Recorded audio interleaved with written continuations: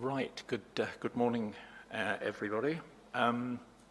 Just a couple of housekeeping reminders, really, from me. I'm conscious not all parties are here, although some I know are on Teams and might be watching on the YouTube link.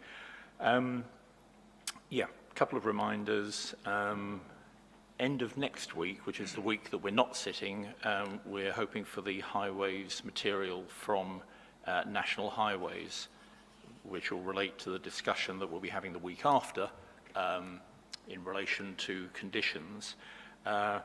We've had the draft conditions, which I think have gone round to all parties. No need for further comment on that, please, because we're obviously going to work through those conditions for the conditions session, and frankly, if we have more comments back from people, it'll only confuse the issue. So we've got those, and in 10 days' time, we'll have a look through those. Related to that, where are we on the section 106? Off the top of my head, I think I've seen the section, fairly recent section 106 section dealing with highways matters, but I think the full-blown 106 we haven't seen for some time. No, I know there was a meeting, virtual meeting, I can't remember now actually whether it was yesterday or the day before, but one of the days that I was sitting at the back, there were various people with headphones on in a virtual meeting that I wasn't in, and I think there is progress on that. I think, and Mr. Taylor will correct me if I'm wrong, there are some areas where there has been progress. There are 2 or 3 areas where there hasn't, and there may not be. And so I think what you know is now being considered. Well, what do we do about that? And I don't think that has wholly been resolved. There are obviously sort of different ways in which that can be done, including obviously doing things unilaterally. But I don't know quite where things have ended up. But I think on some areas there's been a lot of there has been greater degree of movement. Does that tally? So yes, I think there are 2 or 3 sticking points, if I might call it that, where the parties have, I think, identified effectively alternate clauses, and the suggestion from the council has been that both clauses go into the planning obligation, and then you would have the choice using the blue pencil clause approach to which one you think is necessary.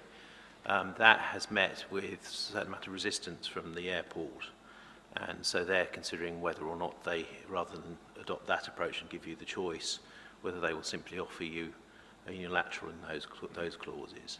And so that's the debate that's happening at the moment. We're hoping to resolve it soon. Okay, yeah, that's fine. Obviously, week after next, we'll be having a session, conditions and the 106. So from our point of view, we obviously need a 106 in some form to have a look at. So could we say that perhaps by the end of next week, the non-sitting week, we have something to look at? Now, whether that is a bilateral with reservations, shall we say, or whether it's a unilateral, obviously, is entirely up to the parties. But if we can have something to look at by the end of next week, and then we can talk through it at the session. The next sitting week, that's not next week, but the week after, to avoid people turning up unnecessarily, we're starting off with Mr. Melling for the appellant, and then we're going through the planning balance evidence and then the conditions of 106 session. At the moment, we haven't got a timetable to produce, but I'm sure the programme officer will do that shortly. But she was obviously, as you can imagine, very tied up yesterday with organising people coming in, but we will put a timetable together for that, starting with Mr. Melling and then moving on through. Today we have well, we're going back to the Greenbelt landscape topic, but more specifically we're going on to landscape matters, and we've got 2 witnesses to deal with. Can I just double check the approximate timings? In chief, Ms. Beth, I think you were saying up to 2 hours. Is that still the case? Well, we'd probably hope to be slightly less than Yeah, that, but but it is quite detailed. That's that sort of time. That's absolutely fine. And then I think the latest I had on cross-examination was about half an hour. I suspect it'll be closer to an hour. Okay. I suspect it'll be closer to an hour because, well, I obviously don't know what's going to happen in the 2 hours, but you could read the proof 4 times in 2 hours, so I assume there's going to be a lot more stuff, and I just don't know what that is. No, that's fine. And I think your original estimate was actually an hour, then it dropped to half an hour, and now you've gone back to an hour. That's fine. I mean, obviously, without at all wasting time, we do have plenty of time in hand today.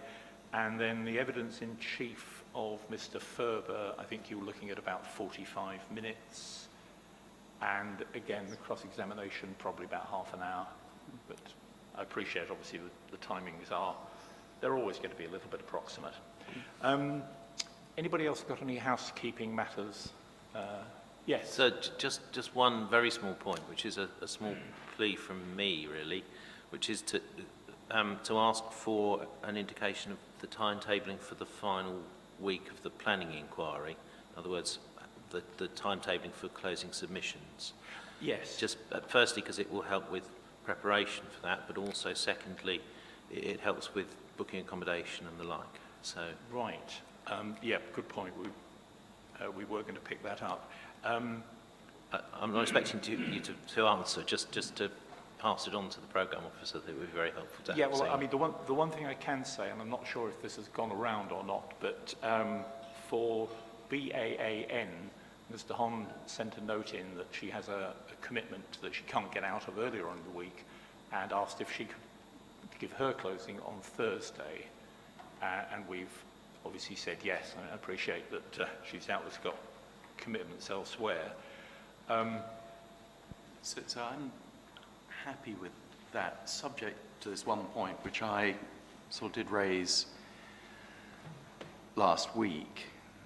There's been some suggestion that there will be all sorts of legal submissions made by BAN-CC. If that is the case, then I really need those, in advance. It would be quite difficult for me to literally overnight, if she's on Thursday, to deal with those on Friday on top of everything else. So, I'd be, just grateful of some sort of reasonably full or comprehensive indication of what sort of things there are. Are there cases that I need to look at? Are there legal submissions, that sort of thing, because I need to assemble that. Yeah, I take that point completely. I'm conscious, as I said, that not everybody is here, but I'll ask Joanna Vincent to send out a note to all the parties, just indicating that should there be any legal submissions coming, in fairness, they do need to come in, let's say, by the beginning of that closing week, in as much detail as is helpful. It's obviously no use just saying there will be legal submissions, but we need a bit more detail than that to make it run smoothly, and I'll ask that a note goes out on that, to that effect. So working backwards, as it were, obviously, Mr. Humphreys, on closings, you have the last word, and I think we're looking at that on Friday, Yes. which will then give you whatever is left, as it were, on Thursday to build in any comments on other parties. Mr. Hon for BAAN on Thursday morning, and then before that, quite honestly, I think we don't mind what order we go in. It's something that doubtless the parties can agree amongst themselves. So I'm not very keen on going before BAAN, I have to say. Sorry, I'm not keen on the council making its submissions before BAAN. I'd be happy to do it on Thursday afternoon, but right, sorry, I'm just making a note here.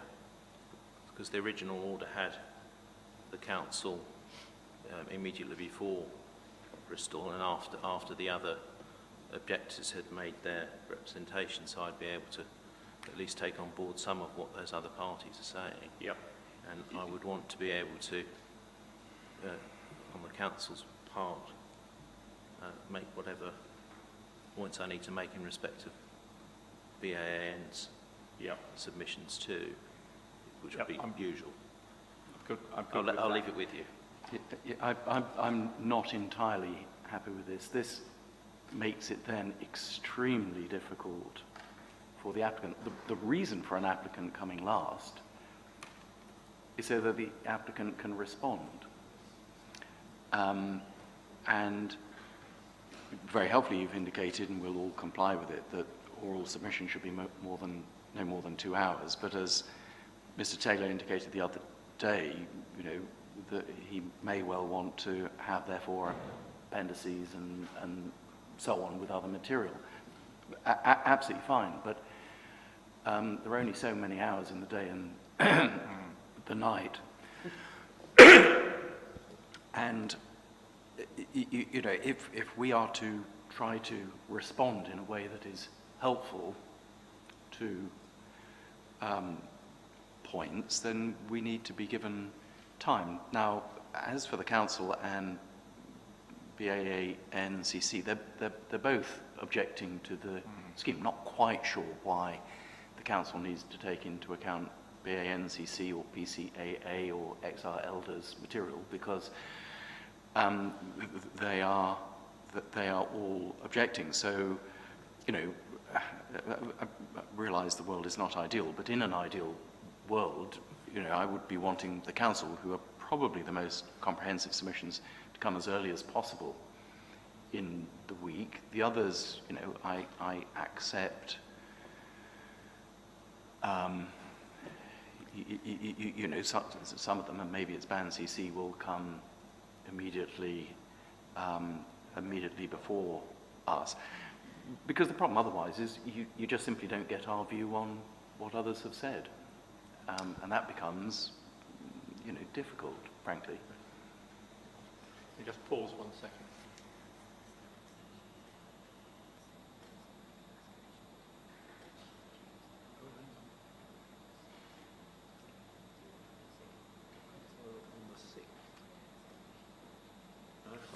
Yeah, I've just been reminded that the excuse me, the message from Mr. Hon said that she is not available on the Wednesday, and therefore I was assuming she would be on the Thursday, but what we don't know is whether she would be available on the Tuesday. I'd slightly misinterpreted that email. Can we park it for now? I understand your point, Mr. Taylor. If it comes to it, I have to say I'm not entirely with you on that, but that's if it comes to it.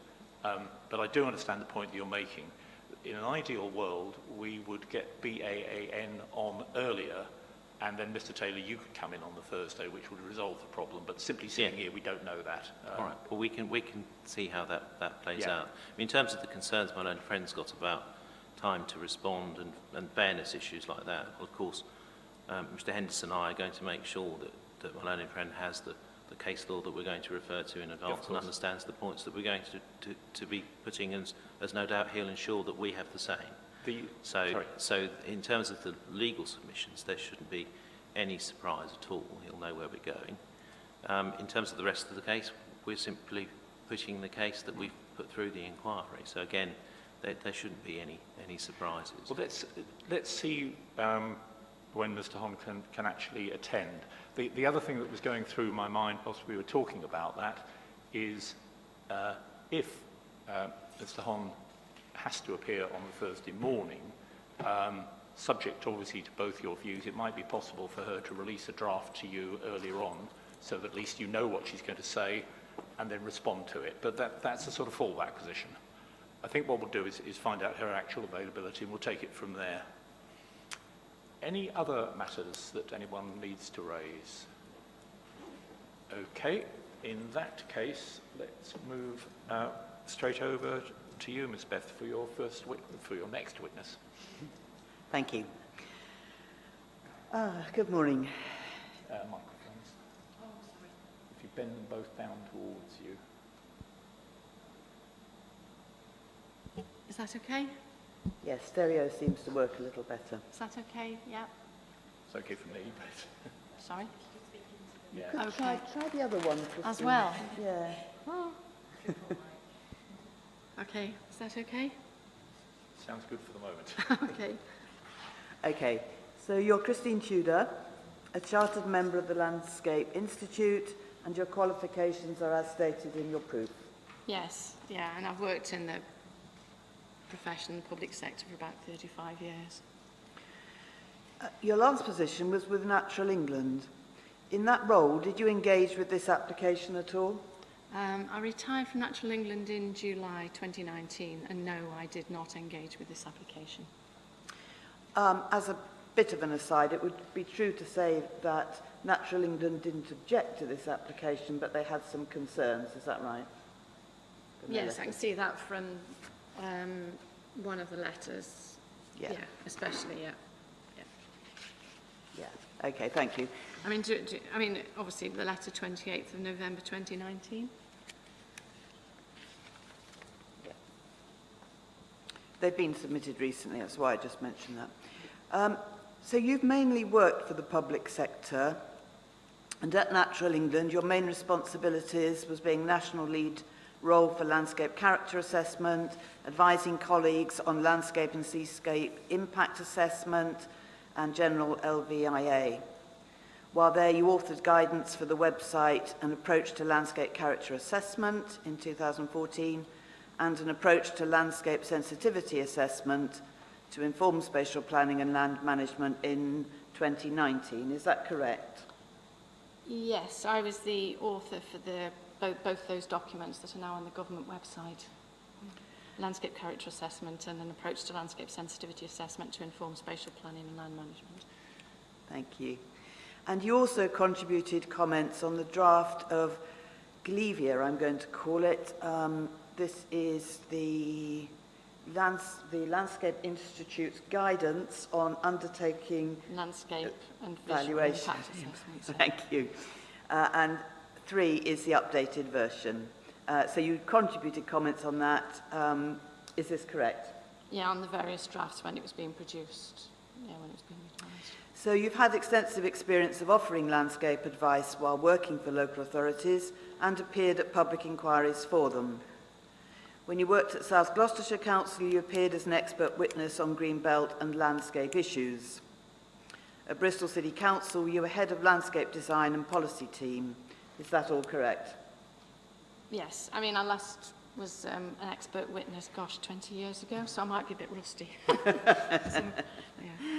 So you're a long-standing member of the technical committee of the Landscape Institute and were the lead author on the technical note on LCA, Landscape Character Assessment. Character Assessment, yeah.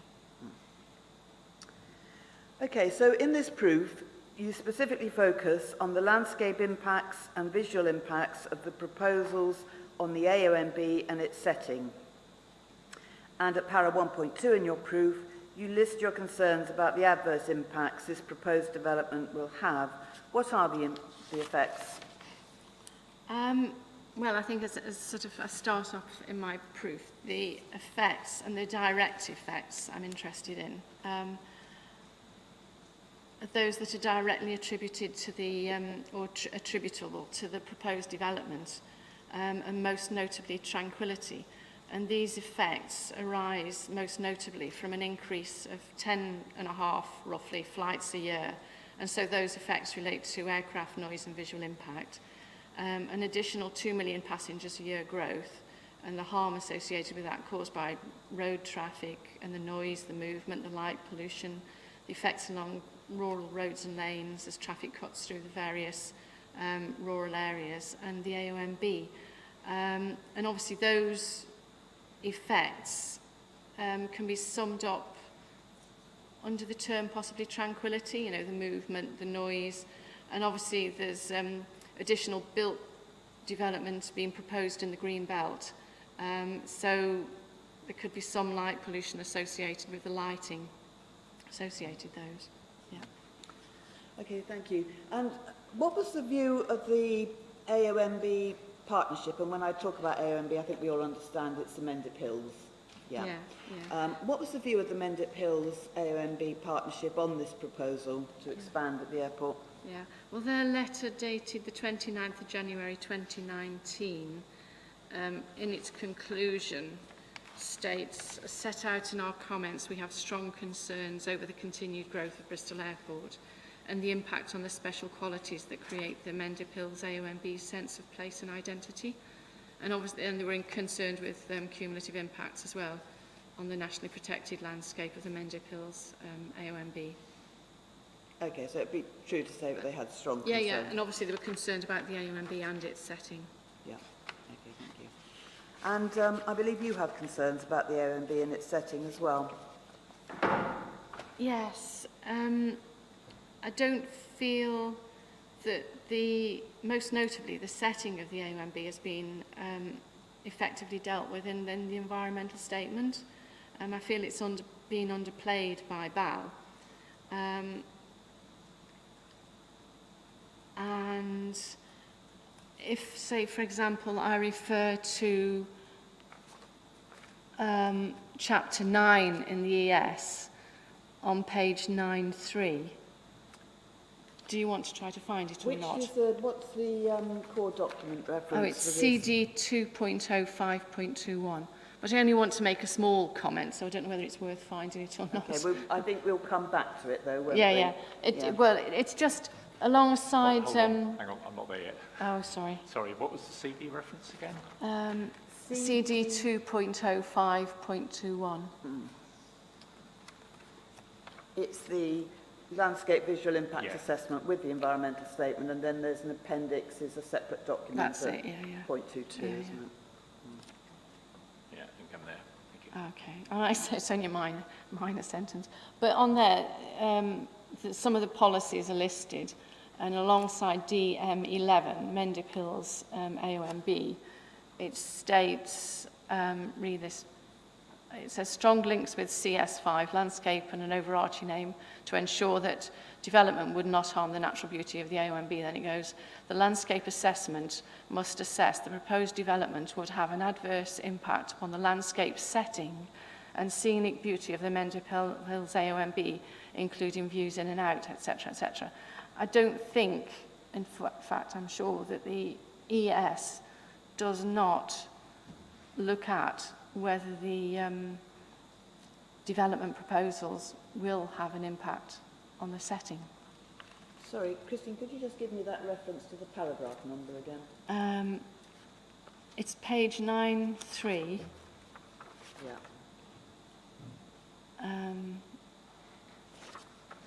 Yeah. Page 9.3. Okay. Okay. So, wait a minute, there might be something else. So, on the setting, and obviously the setting and the AONB are material considerations, and the government's planning practice guidance on the natural environment is relevant, and we can talk about that later. Because I think that document's been ignored as well in the ES. Yeah, could you define setting for us, please? Well, I mean, you might find this little map that Liz circulated earlier useful, showing the landscape character areas in and adjacent in the AONB and adjacent to the AONB. But basically, the setting of an AONB or national park is land adjacent to the designated area, and generally it's visible from it. So there's it's about intervisibility helps to define setting.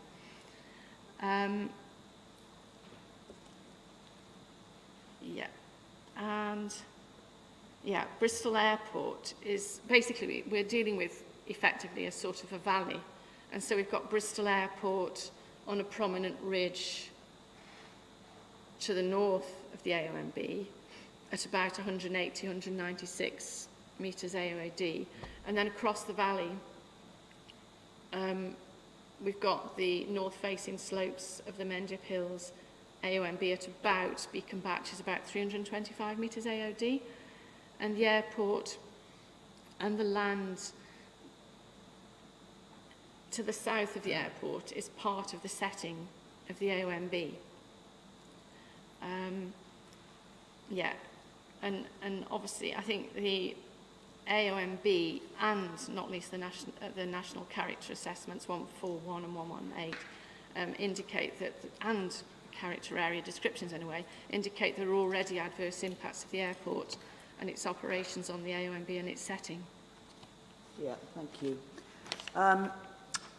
So you mentioned the MPPG before, the planning guidance, national planning guidance.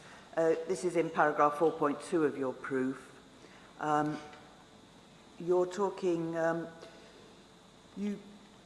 in that proof, you're stating that this national practice guidance, states, land within the setting of these areas, i.e. nationally designated landscapes, often makes an important contribution to maintaining their natural beauty, and where poorly located or designed, development can do significant harm.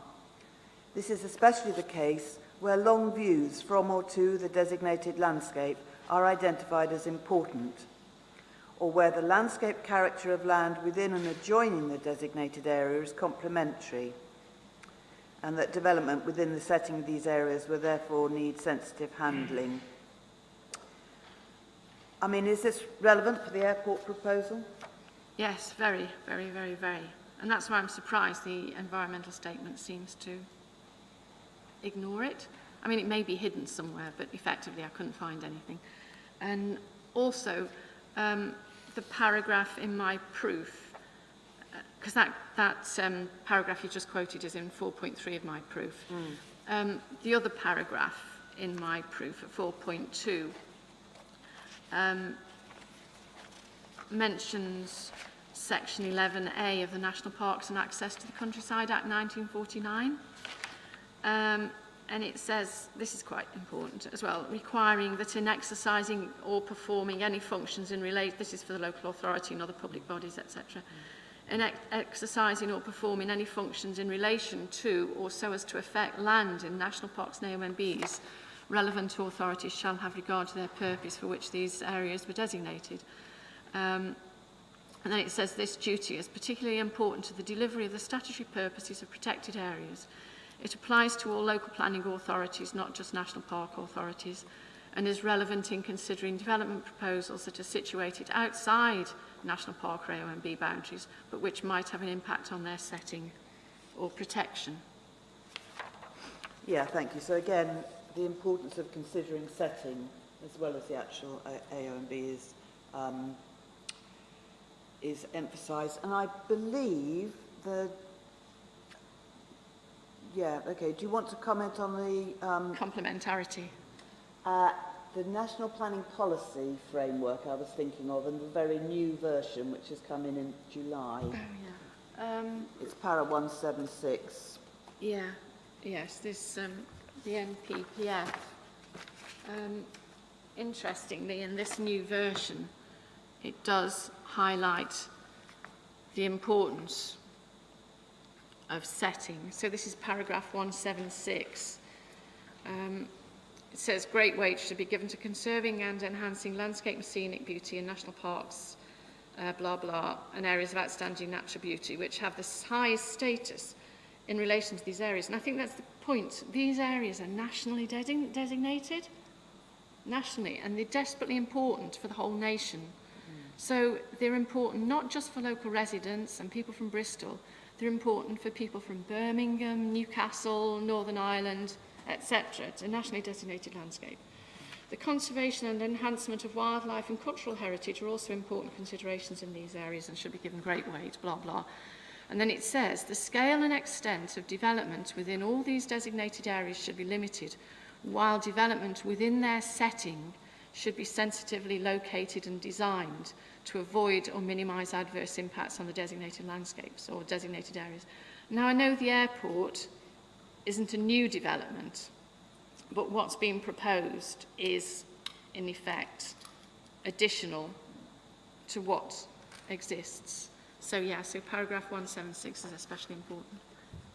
Yes, and that paragraph 176, as I understand it, the reference to setting is a new insertion. That word is a new insertion this year, I believe. Yes, it's a new insertion in that policy, but setting's always been really important in terms of AOMBs. Okay, so what does the AOMB management plan, which is core document 5.32, say about setting? Okay, now I talk about the management plan in 3.0 of my proof, but most notably, paragraphs 2.2, 3.25 and 389 are important, the reference setting. Would you like to know what the core document reference number is? I've already got it, but others may do. Okay, it's CD 5.32. So, paragraph 2.2 states,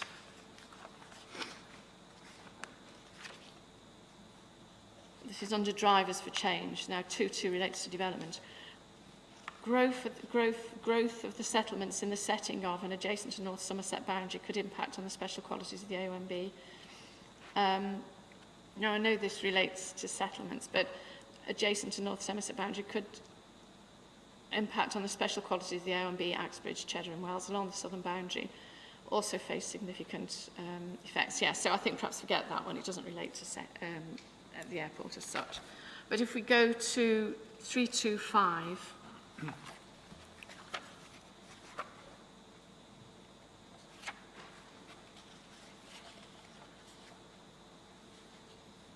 under landscape quality,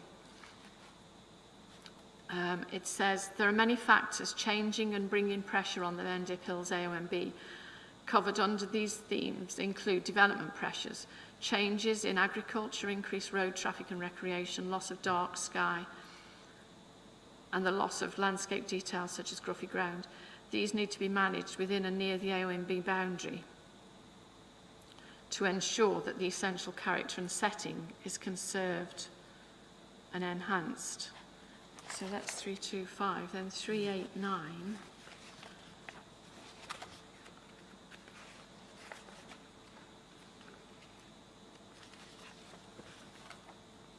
States, development pressure on the AOMB comes from many sources, including proposals within the setting of our northern boundaries for significant housing growth that will bring the urban area closer to the AOMB, proposals to double the capacity of Bristol Airport to accommodate 20 million passengers per annum, increasing road traffic and recreation use. And I know this application is for 12 million, not 20 million, but it seems we're sort of creeping up, and the planning applications seem to be sort of dealing with what might be called incremental changes. So I think that needs to be watched. So, you know, this year 12 million, in a few years perhaps 14, then 15, whatever. So in effect, the AOMB are concerned about the growth of the airport, increasing road traffic and recreational use, and with the potential to impact on the special qualities that create the sense of place and identity of the AOMB. There are also development pressures along the southern boundaries, blah, blah, blah. But yeah, so those two I'll mention. So I think we've got a fairly comprehensive idea of what the AOMB are saying on that there. Thanks for that. So in your proof at paragraph 2.2, you mentioned the special qualities of the AOMB that would be most affected by the airport's proposals. Could you just remind me as what they are, please? Yeah, I mean,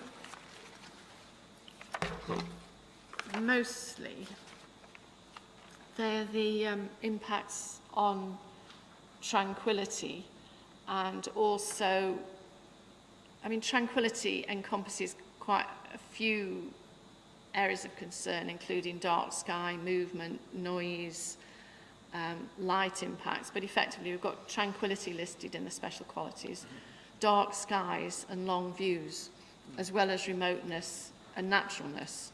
And you could argue that impacts on tranquility also impact on remoteness and naturalness. Okay, thanks.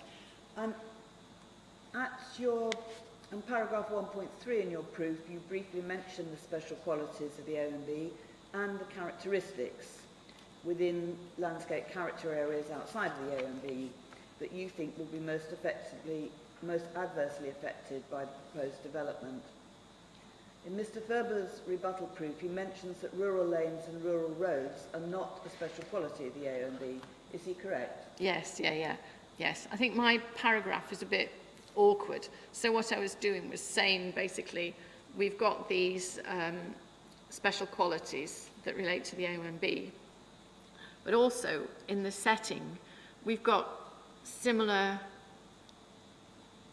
characteristics that are very similar to the AONB. So tranquility is an issue in the setting, tranquility is an issue in the AONB. The issue of light pollution is an issue in the setting, it's an issue in the AONB.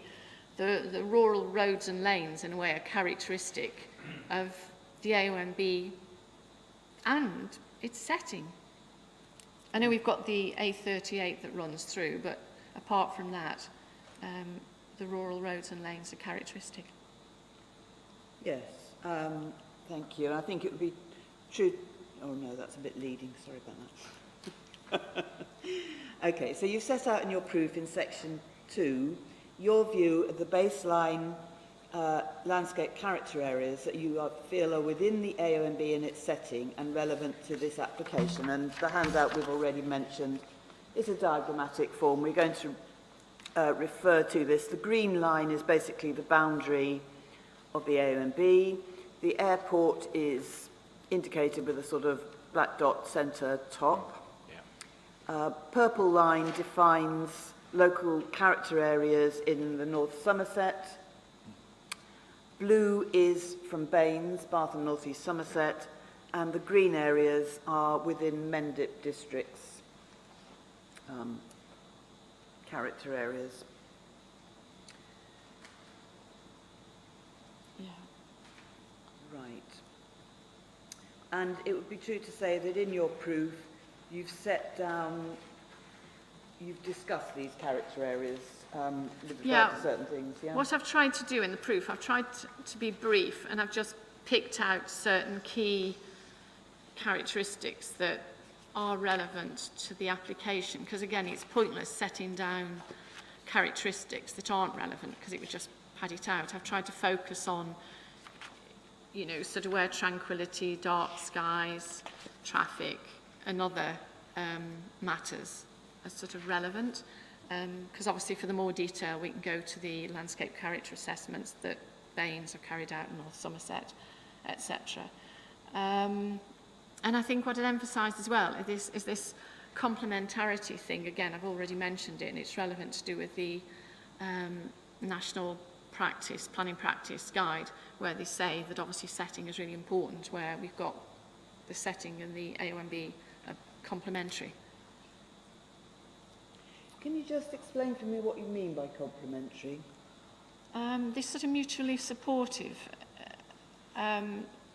So if, say, there's change in the setting of the AONB in terms of tranquility, that could affect tranquility in the AONB, because noise travels as well.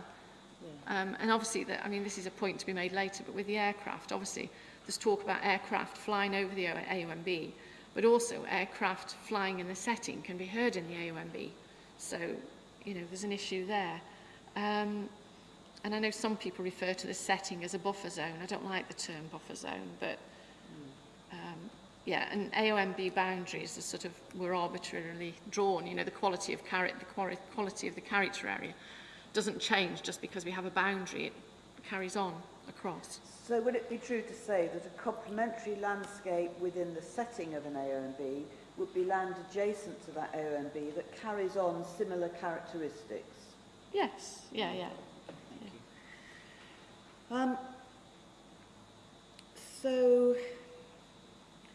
I think you added, in your proof, you deal with local character area J1.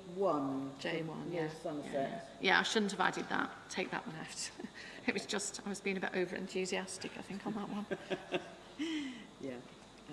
Yes, Mr. Ferber did correctly point out that that was probably not relevant.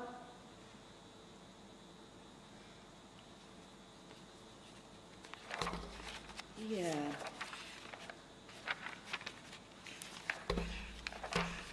know, and obviously, I mean, Mr. Ferber did make another point. I think my final paragraph in my section 2.8 of the proof states, from the above character descriptions, it's clear that Bristol Airport is already adverse in character and the visual resource within the AONB in its rural setting. I think he thought that that paragraph just related to the character areas in the Mendip Hills AONB, but no, that paragraph of mine relates to all those landscape character areas that I've listed in my proof. It was a kind of conclusion paragraph for the entire Yeah, that's section. right. I should have said in conclusion, really. Yeah, okay, yeah, we understand where the muddle came from. Yeah, thank you for that.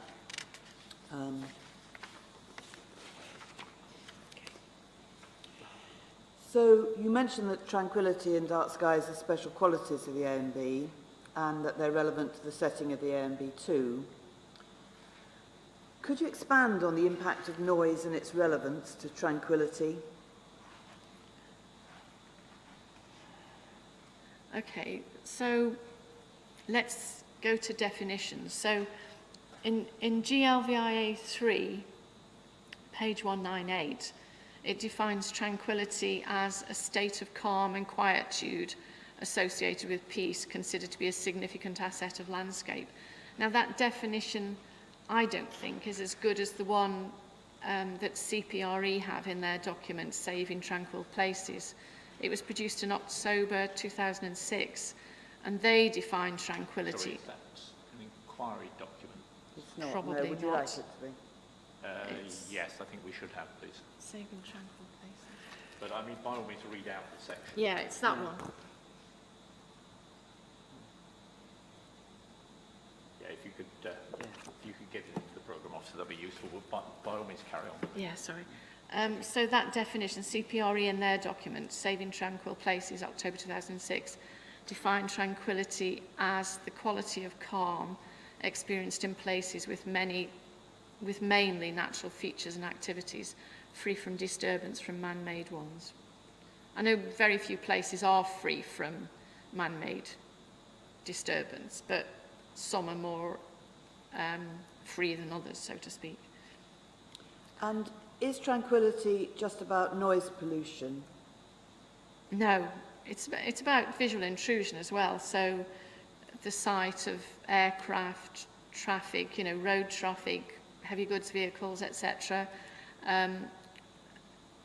Going through an area can influence people's perceptions of tranquility, and tranquility is also affected by artificial lighting and artificial structures.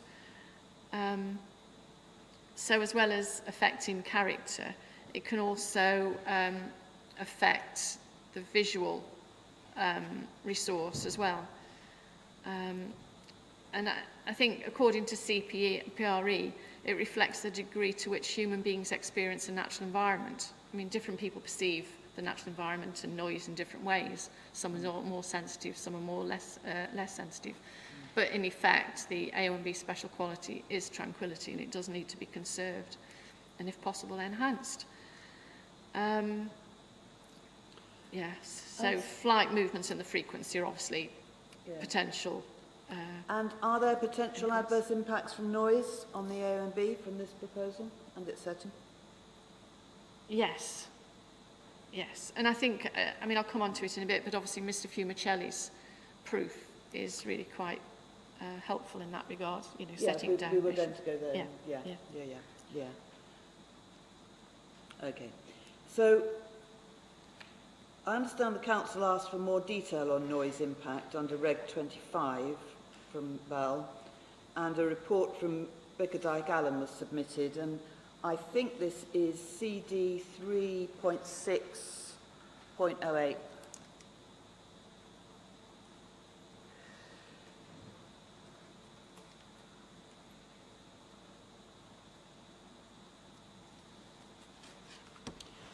And table 3 in this report, which is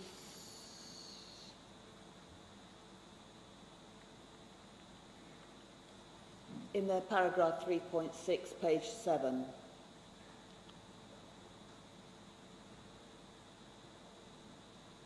Yeah, I mean, table 3 in here is referred to in Mr. Ferber's proof. I think he's got it down as table 1 in his proof. It indicates that there are aircraft movements overflying the Mendip Hills AOMB at 10 million passengers per annum to do sorry, with... Christine, I think we just need to be clear about, because table 3 in my copy of Bickerdale Allen is about complaints. Table 3? Should we go to Ferber's, Mr. Ferber's rebuttal? It's his table 1, is it? Yeah. Where have I got him? Yeah, we'll stick with...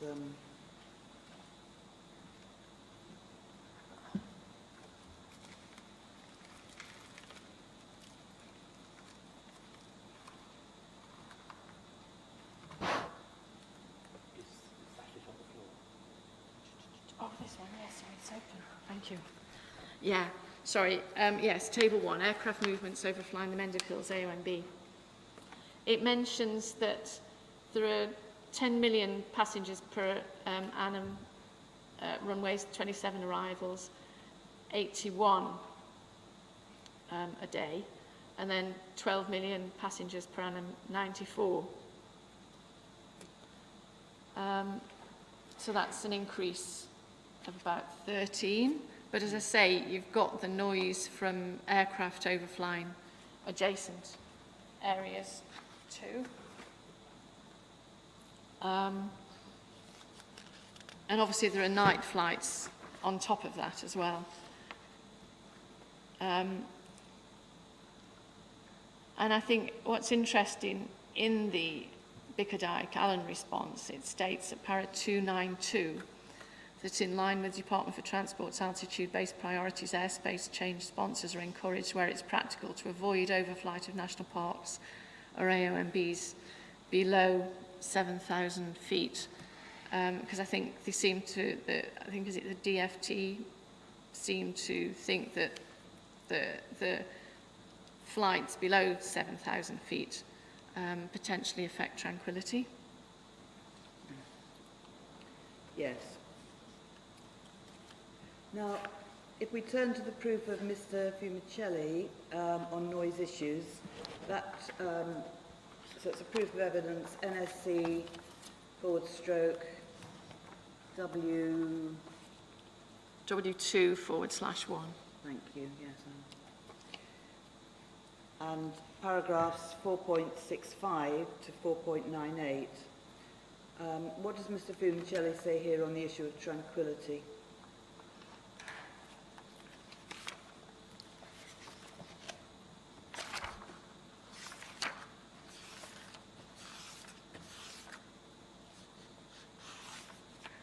Right.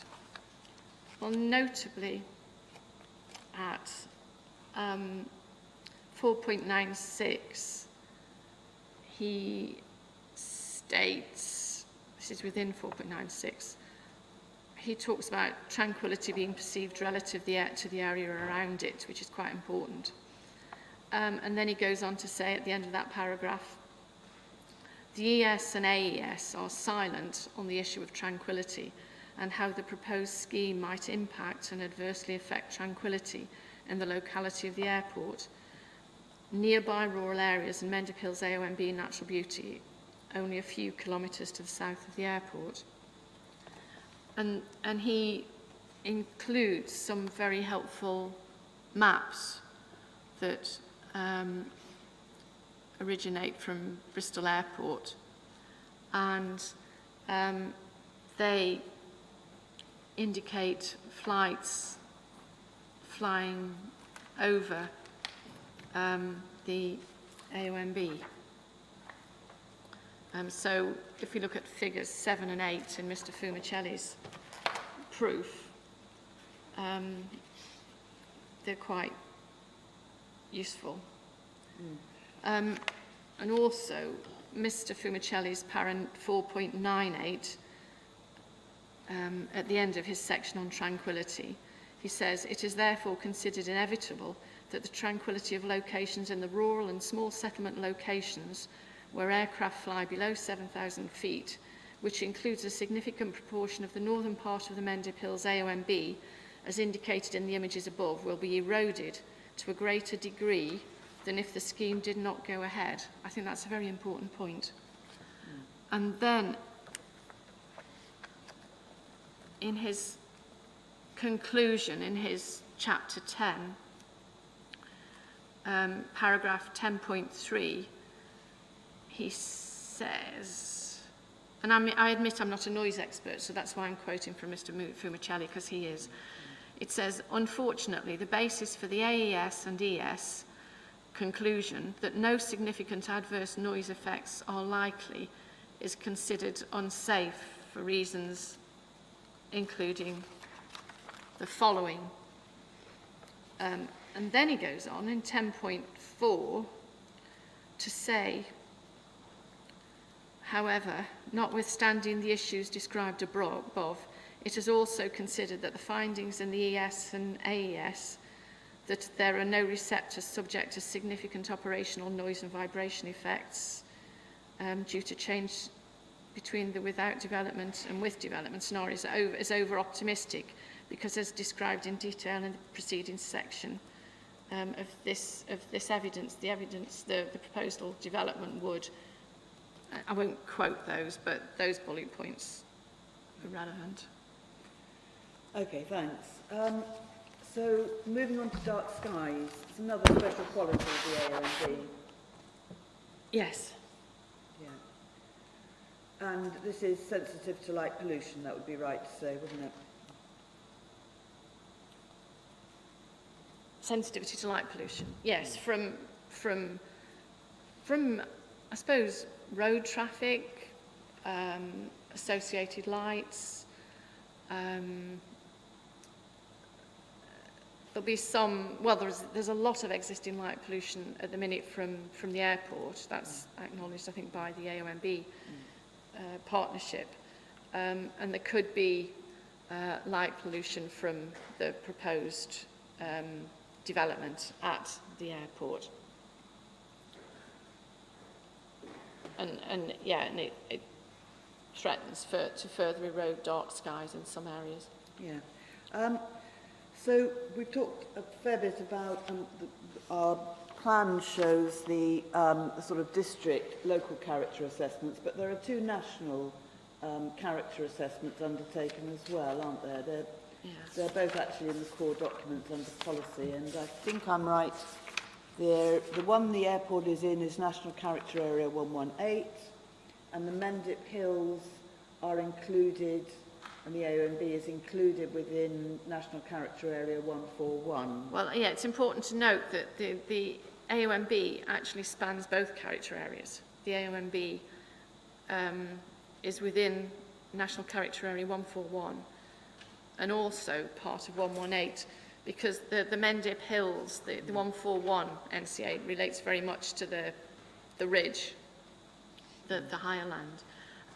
118 includes the area within the AONB that's around Chew Valley Lake, so in the valley, basically. Okay, thanks. And what does National Character Area 141 have to say on the special qualities? Well, if you go to my proof, para 2.3, it says the area is renowned for its tranquility and inspirational qualities. This is on page 3 of whatever's the NCA 141. It says light pollution from development threatens the extent of the recognised dark skies, and out of character development, which is an airport, is out of character, obviously, and all its bits and pieces associated with it, like the flights and the traffic, as well as the buildings within the red edge, are out of character, is a continuing risk to the essential nature of the area. Right, and does that AONB have anything specific, that national character area, have anything specifically to mention about Bristol Airport? Page 10 of your proof. Yes, yes. The thing is, I mean, I think it's been pointed out by Mr. Ferber that obviously the national character areas don't comment on specific development, but I suppose where development like quarrying or airports or any other type of development is a potential risk, they obviously do raise it. And on page 59 of the National Character Area 141, it states, proposed plans to expand Bristol Airport. I mean, I know the NCA was produced in about 2013, but obviously you can see that there's a trend. So the NCAs are going to be picking up on trends. Proposed plans to expand Bristol Airport will affect the tranquility of the surrounding area, including the Mendip, through increased traffic, noise, light pollution, and will affect outward views.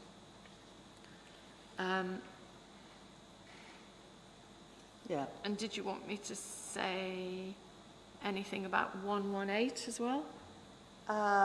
Not particularly now. Well, I mean, it is relevant because, as I say, the NCA includes part of the AOMB, and obviously it includes part of the setting as well. And so NCA 118 acknowledges that part of the NCA provides part of the setting for the landscape for the Mendip Hills AOMB. And the following extract is relevant. It says, tranquility has declined fairly significantly in the past 50 years, with undisturbed areas falling from 53% in the 60s to 21% by 2007. Disturbance is most significant around and along the main arterial routes out of the city, and one of those routes is the A38, with the only real undisturbed areas remaining in the Yeo and Chew valleys in the south and the Roar, well, that's really, it's delayed. But, so those areas to the south, I think, are LCAs J2, LCA 3 and LCA 2. Okay. Oh, and and it carries on. It says Bristol Airport significantly impacts the tranquility south of Bristol and beyond the boundaries of the NCA. So that's, yeah, and I think you said that the very south of that National Character Area 118 is within the OMB, and then the setting will be also in that southerly part of that National Character Area. Yeah. I mean, as those, these show. Yeah. Now, the AOMB partnership produced a State of the AOMB report. It's core document 5.33. And I'd like to draw your attention to page 9, maps 1 and 2. Can you talk us through what these maps show? Hold on. Sorry. Just a second. Actually, me too. Sorry, what was the CD again? It is 5.33. 533, hold on.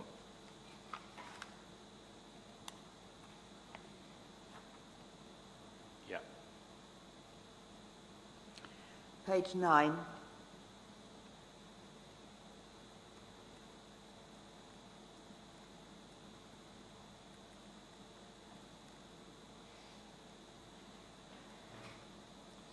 Possibly page 8. It's the map 1. It's a map of relative tranquility. The AOMB.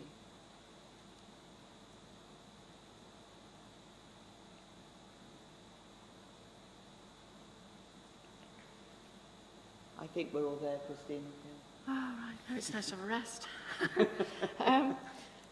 So, map 1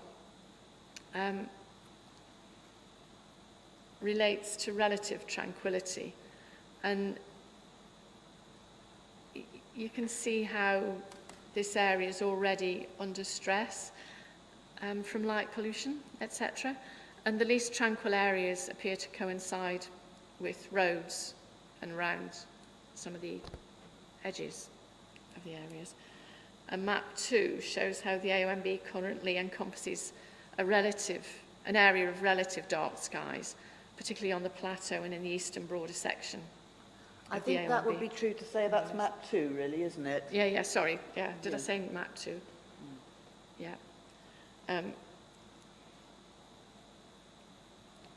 I think one can see the airport there above the outline of the AOMB on that map. It's a, Possibly, I mean, I've not got it on my screen, so I can't see, right, but okay. they're quite useful maps.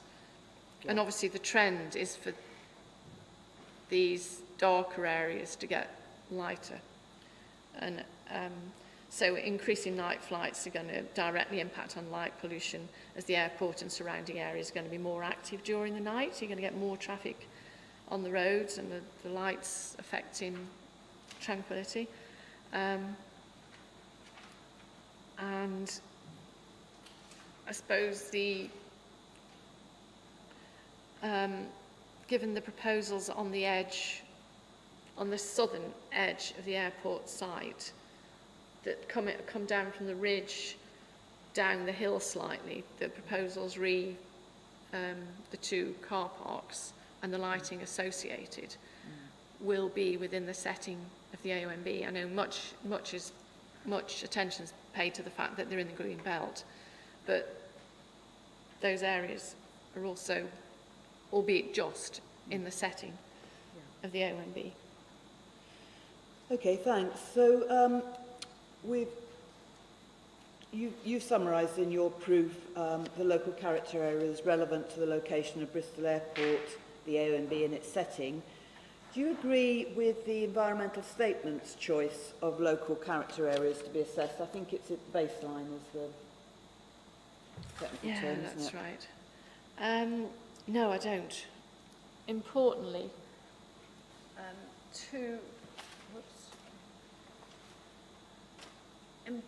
I mean 5 character areas. Sorry, I'm disappearing from you. There are 5 character areas that I'd probably dispute, but most especially 2 are very important, and they're the LCA 2, River Yeo, Rolling Valley Farmland, which is in North Somerset.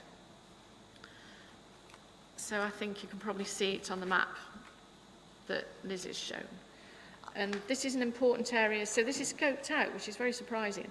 It's an important area to the south and southwest of the airport, and it's definitely within the setting of the AONB, and yet it's scoped out, and so it's not being assessed in any detail in the baseline.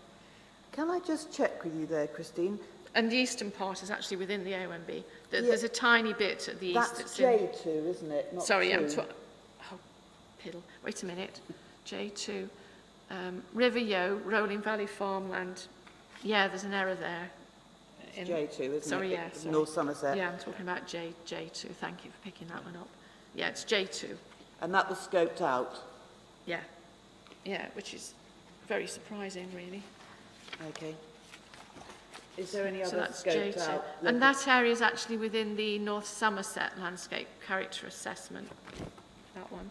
Yeah. And then the other one that was scoped out was LCA 3, that's in the Bath and North East Somerset Landscape Character Assessment. And this is another important landscape character area, and it's actually within the AONB. So it's very odd that that's been scoped out. And obviously the AONB and setting material considerations. I think it would be true to say, would it, that both of those character areas that have been scoped out, they have descriptions with them. That's correct, isn't it? Yes, And and what's interesting is, as I've picked up in my proof, the J2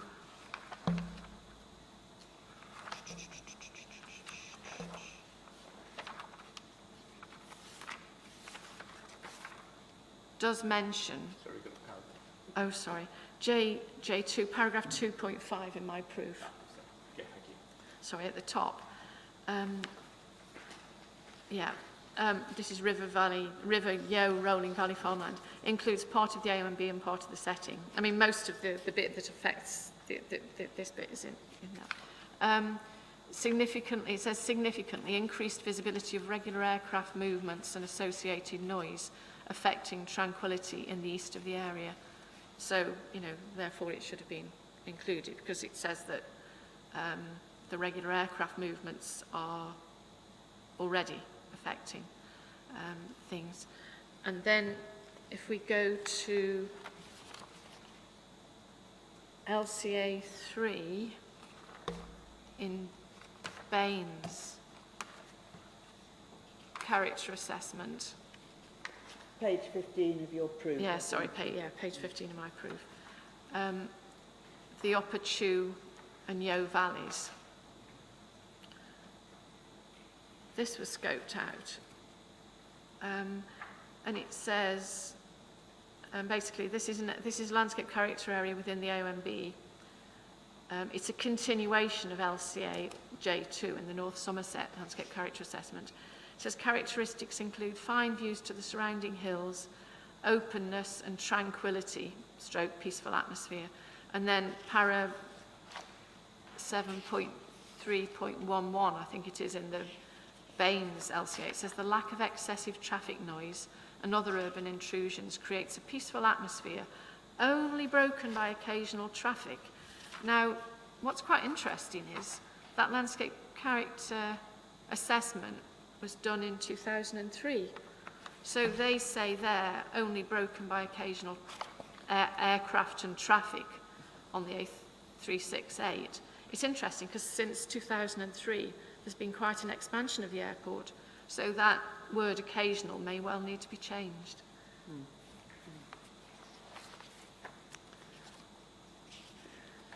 Okay, so sort of moving on to policy, in your proof at paragraph 4.2, you mentioned the planning practice guidance.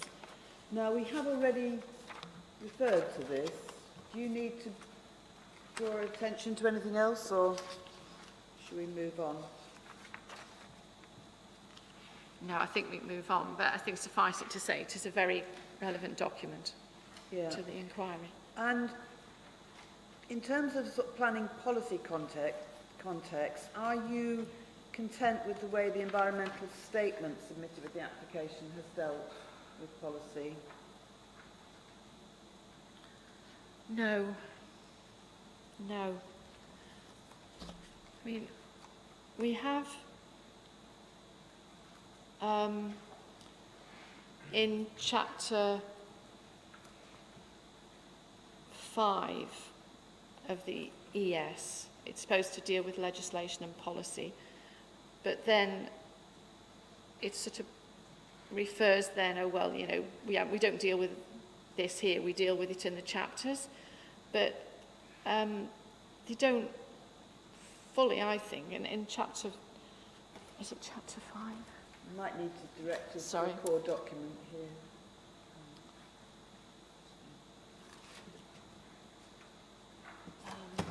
Sorry, it's the core document here.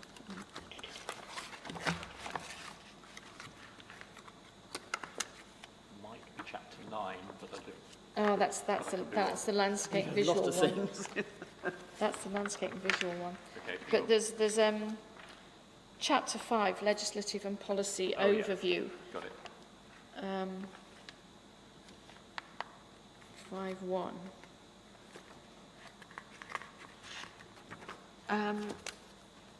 It's got a heading, National Planning Policy Context, Yeah. but it doesn't mention anything about AOMBs or setting or any of the MPPF policies relating to the natural environment, I don't think. I mean, it mentions the sustainable transport bit, but it doesn't mention landscape issues. I don't think it even mentions green belt in that bit. And then when it comes to national planning practice guidance, it only mentions the guidance re aviation. And then if we move to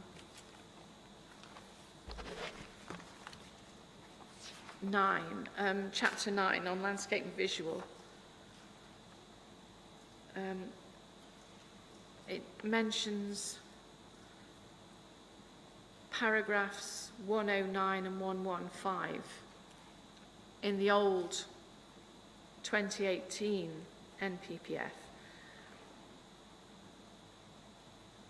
And it does refer to the fact that the planning system should give great weight to conserving landscape and scenic beauty in areas of in areas of outstanding natural beauty.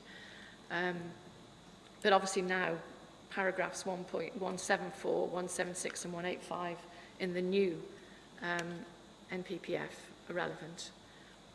And those old paragraphs are not mentioned, I don't think.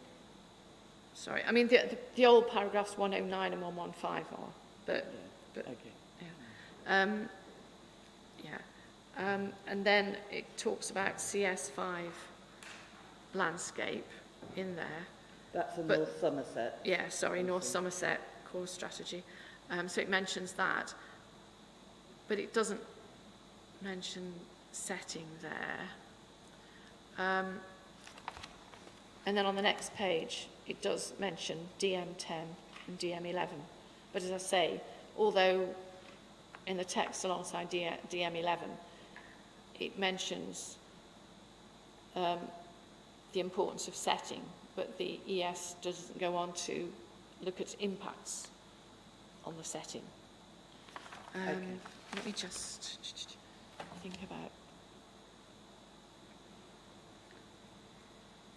So, I think I've covered I think you probably have. that. And I know I've been a bit over-enthusiastic in my section on policies. But obviously the main policies I rely on are CS5. The core strategy. Yeah, sorry, core strategy CS5. That's landscape, I believe, isn't it? Yeah, sorry. Yes, landscape and the historic environment. And DM10 and DM11. I mean, many of the other policies I've mentioned are referred to by North Somerset in their decision notice. I think you're coming back to your proof here, aren't you, where you do list quite a lot of policies, but what you've done is kind of repeated all the policies that were and I'm just trying to find it. Yeah. But those are the key policies. Do you want to move on from policy? I suppose, I mean, I think my views on those policies are in the proof. I don't think I need to reiterate, you know, my comments, because they're there on pages 28 of my proof and 29. Yeah. Yeah. Okay. So moving on, in Mr. Ferber's rebuttal proof, he states that your statements that the effects of the appeal proposal upon the AONB would be significant lacks any evidence-based assessment to support them. And he concludes that the conflicts with policy arise, you state that the conflicts with policy arise because, and he's claiming that you don't follow Glevia here, that the landscape and visual impacts of the appeal proposal would be significant. Now, can you respond to that criticism? Yes. First about,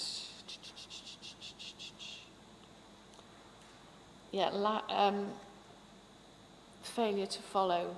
Yeah, I mean, the thing is, I've used GLVIA throughout my proof. I've used GLVIA to effectively critique the environmental statement. So that's what I've done. And so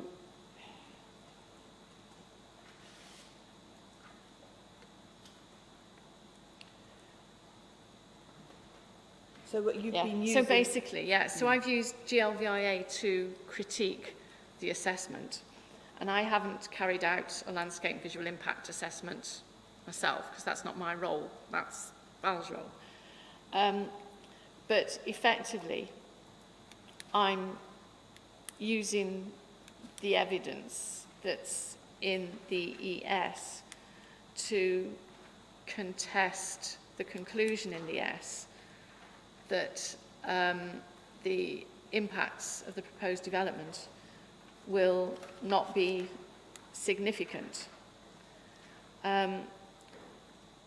Because I think that conclusion of BAL, that the impacts will not be significant, is unsafe, because of, not least, the way the landscape and visual impact assessment has been carried out.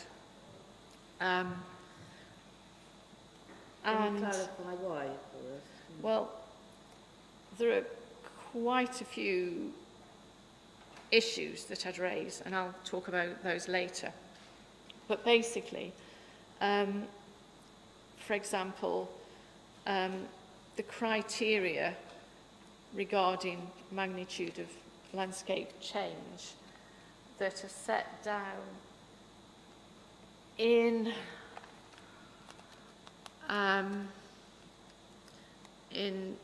Chapter 9.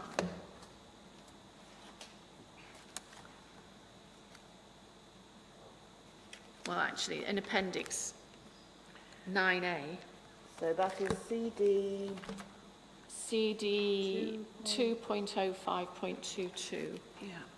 I mean, I can go up, I can amplify this later on, actually, in my evidence, if you like, because I touch on it. But basically, the criteria regarding magnitude of change, I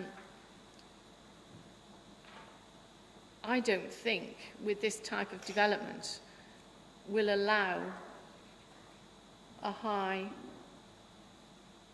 or possibly a medium magnitude of landscape change.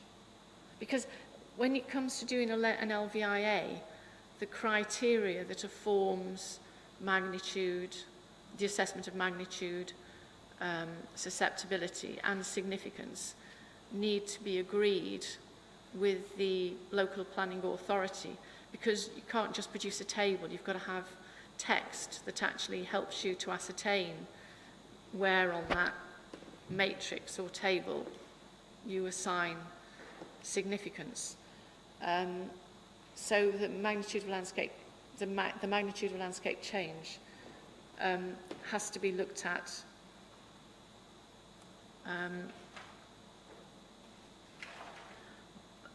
on a project-by-project basis. You can't say just lift out the criteria from another document. You've got to do it for that particular development. Perhaps I'll expand on magnitude a bit later on, because otherwise we'll... But then, Okay. then the other thing is the agreed criteria need to be dealt with. And then what's interesting as well, the assessment of significance potentially leaves a lot to be desired, because what's quite interesting, we've got what may be an error in the environmental statement, where we've got two different significance evaluation matrices. If we look at, because obviously in my proof I criticised the BAL for only using 3 or effectively 4 bands when they deal with significance. And I'm criticised by Mr. Ferber there because he says, oh no, she's wrong, it should be like that. But then if you look in BAL's document, we're back to them. Sorry, Whoopsie. Sorry. You're going to need to give a reference on this, I think. It's in section 4, and so it's CD 2.05.06. Is this the approach to preparing the environmental statement? Yes, that's what it's called, yeah. And it is CD 2.05.06. Yeah, okay. And where in that are we going to? So we need to look at page 4.9.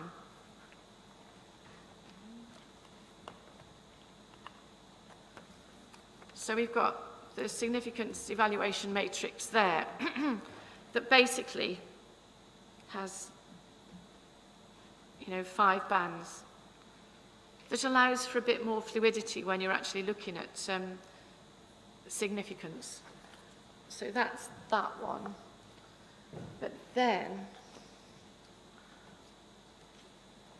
if you look for example, at 9A, basically Appendix 9A, that's CD 2.05.22. And which table are you going to there? Table, there's an error here in the, yes, it should say table 9A.7, but it actually says table 1A.7.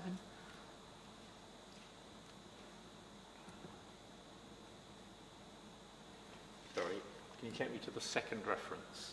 Page, You're oh, comparing- the thing is, there are no page numbers in the annexes, which Well, is a I bit haven't of got a as far pain. as the document. Sorry, and Are we still at- CD 2.05.22.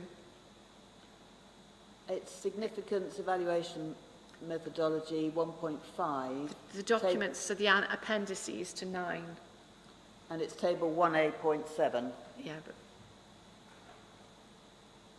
the appendices to chapter 9. Yeah, I'm getting there. And I'm would it there. be useful, yeah, okay, so we're looking at this, the sort of table here with 3 columns down, 4 across, and comparing Yeah. it with that document we had before, So, which yeah. has got so 5 if you look columns. at page 4.9 in the environmental statement, we've got one significance evaluation matrix. And then if you look at the appendix 9A, under paragraph 1.5, we've got a different matrix of EI significance.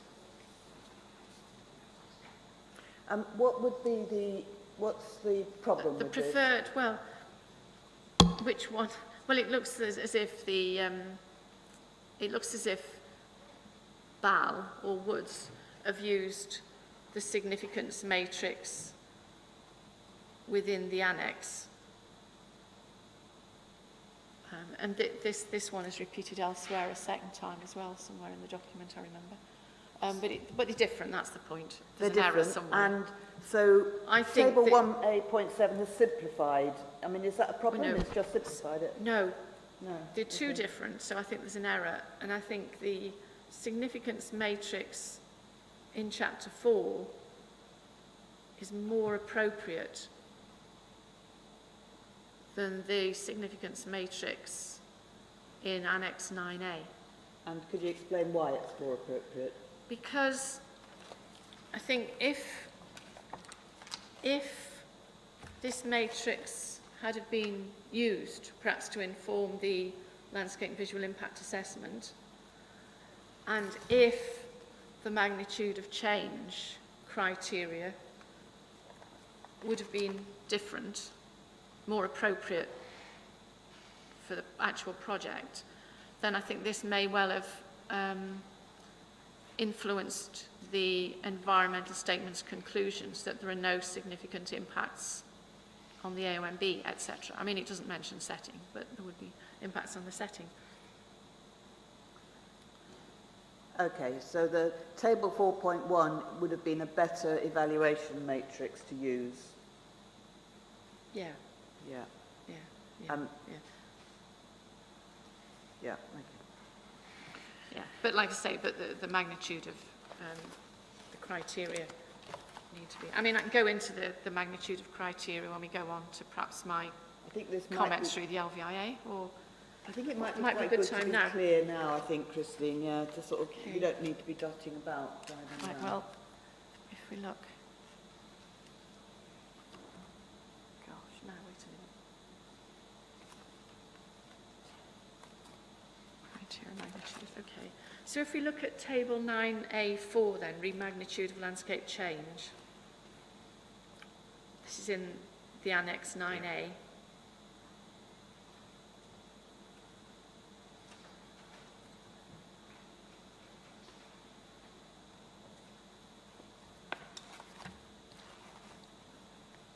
Have people got it? It's PDF page 6 of the document, actually, isn't it? It's CD 2.05.22. Yeah, and PDF 6. Okay.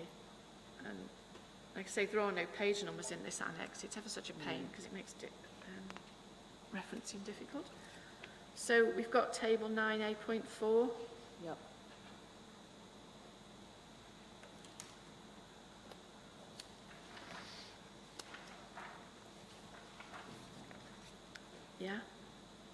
So basically, bearing in mind we've got an airport that's already in existence and that it's growing bit by bit. Now, if we look at the key determining criteria for a high magnitude of change, it says a large-scale change that may include the loss of key landscape elements, characteristics, or the addition of new uncharacteristic features or elements that would alter the perceptual characteristics of the area. Now, given it's an airport and it's growing, and we've got incremental change, the change from 10 million passengers per year to 12 million passengers per year is not, I would say, a large-scale change. It's in this, when we come into these key determining criteria. So it's not a large-scale change. It doesn't involve the loss of key landscape elements or characteristics. So tranquility isn't being lost. Dark skies aren't being lost, etc., etc. And we haven't got the addition of new uncharacteristic features, except the addition of new uncharacteristic features would relate to the bit that's in the green belt that's going for car parks, because that is a new uncharacteristic feature, blah, blah. But if we take so given we're sort of talking about the airport, there is not a large-scale change. There is not a loss of key landscape elements or characteristics. So the impacts on tranquility aren't going to figure so high. It's not going to come up as high, is it? So then we look at the next criteria, and it says a medium-scale change that may include the loss of some key landscape characteristics or elements, or the addition of some new uncharacteristic features. So again, it's the airport. We're not losing tranquility, it's been eroded, but that's quite significant because it's been eroded bit by bit. And we haven't got, like the high one, we haven't got new uncharacteristic features or elements. So it's not going to figure on medium either, is it? So it's sort of biased towards getting a low or a negligible score, which I don't think is appropriate. This is why the environmental statement conclusion is unsafe. And like I say, if you start to apply this to I'm not covering Greenbelt, but I'm covering landscape visual impact assessment, I suppose. If you look at the Greenbelt and the proposed car parks on the south side, I would say that you are getting new and uncharacteristic features or elements. So I would say that the magnitude of landscape change there, and this could skip across to G1, may well be high, the magnitude of landscape change, if you're using that one. But yeah, so can you see my point? Is that clear? Yes, that is some clarity, thank you. So the definition of the criteria are skewing assessment to either be low or negligible. Negligible. Okay. No, but I've already said it, so Liz didn't really need to say it. She hasn't already said it. Yeah, I'm there, don't worry. Okay, yeah, maybe I'm the only person who had trouble keeping up for a while. Well, no, I think that's the problem with LVI8. It gets a bit too techy, so I'm trying to use nice, simple words to... Yeah, no, you talked me through that nicely, thank you. Okay. Okay, well, other LVIA issues, are there other aspects of the approach taken that are unsatisfactory in your view? Yes. And I've mentioned these. Whoopsie, am I proof?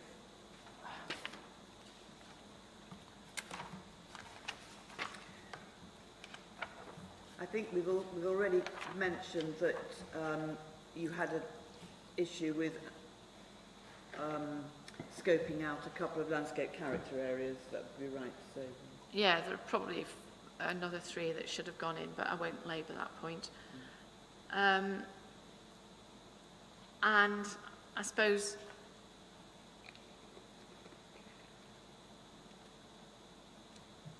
yeah, I mean, I do think that the study area is perhaps small than it should have been, because not least it should have looked at how the flights under 7,000 feet affect the areas in and around the in the AONB and the setting. I think you would have had a bigger study area had that 7,000 foot high contour been used. That's a point I've made earlier. And I mean, the maps in Mr. Fumicelli's documents are quite useful on that. So then, yeah, I think the ES calls what I call and what GLVIA would call direct effects, indirect effects. And so the impacts associated with the aircraft noise and vehicle noise, etc., are in effect direct effects. And I'd go to... Do you have a definition of direct effects? Yeah. GLVIA 3. Whoops. Rats. Sorry. We've got in GLVIA 3, there's a glossary at the back. And the definition of direct effects is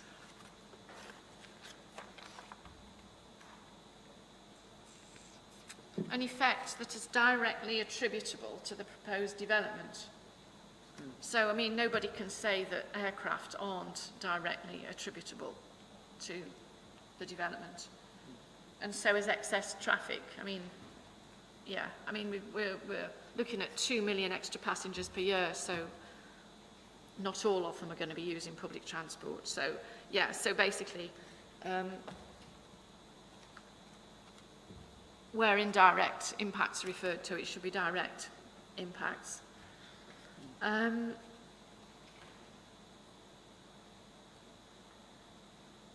then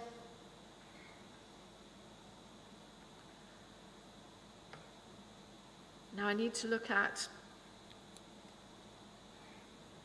point 8 in my proof.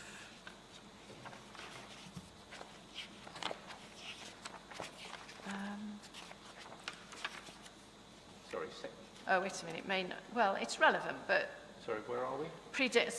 predicting and describing effects, point 8 Point in my your proof, proof, page page 36. 36. But now I need to look at...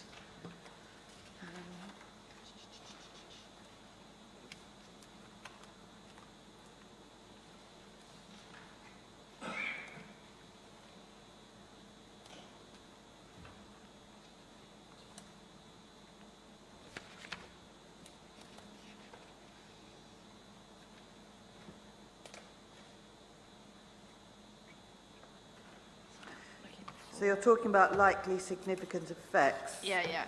So environment statement, any... Yeah, I mean, I've just covered some of the issues over impacts and effects, but I draw everybody's attention to, that's my chapter, my proof. Now, basically, we're going back to the landscape and visual chapter of the ES, chapter 9, CD 2.05.21.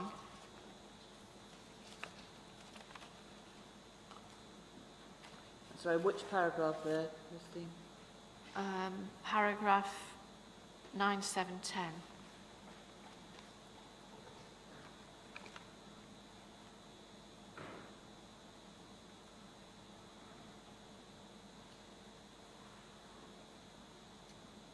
We have a page reference.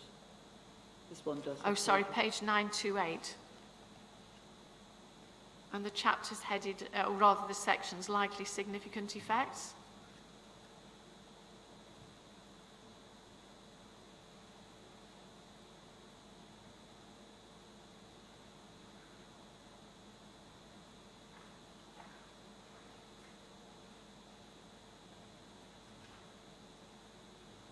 Okay. Yeah? Is everybody there? Yeah. Okay, good. Right. So this little section sort of suggests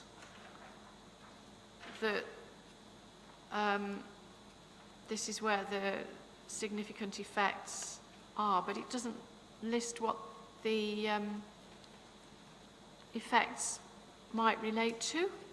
So, for example, it mentions the character areas E1, E6, G1, H1, etc.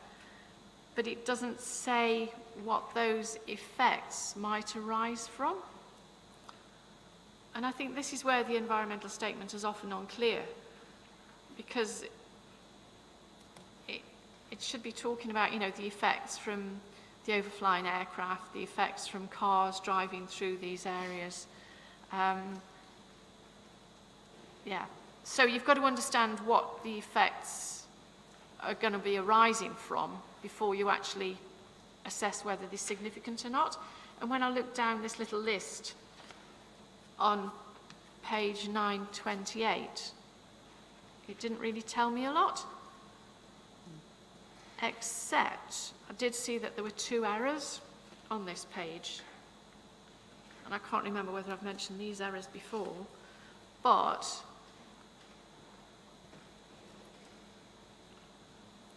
No, I don't think you it mentions E1, Mendip Ridges and Coombs LCA. No. LCA. That's the first character area. That's E1, Yeah. basically.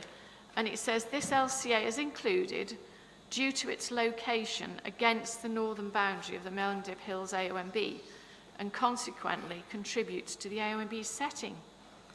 Now, unfortunately, I mean, or fortunately, because this is an error, that's another error that the environmental statement has, it's actually within the setting.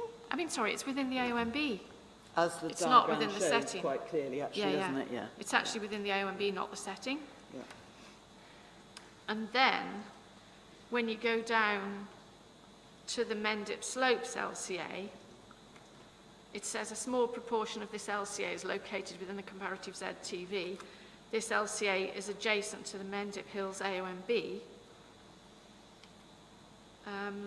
The Mendip Slopes LCA is again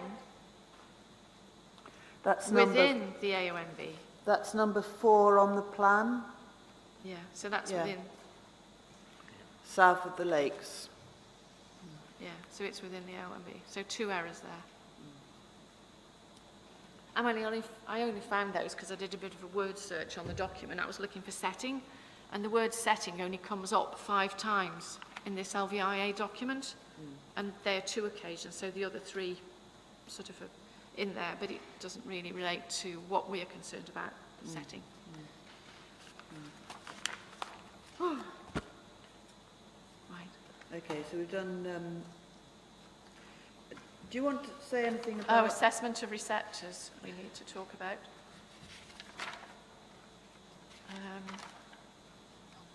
Could you define what a receptor is for us?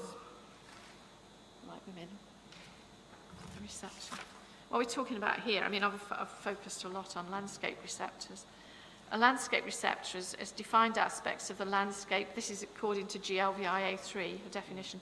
Defined aspects of the landscape resource that have the potential to be affected by a proposal.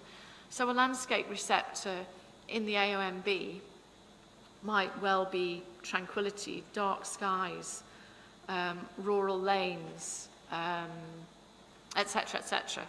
And in the ES, it talks of landscape character areas being receptors. they're not receptors, they're in effect what I'd call assessment units.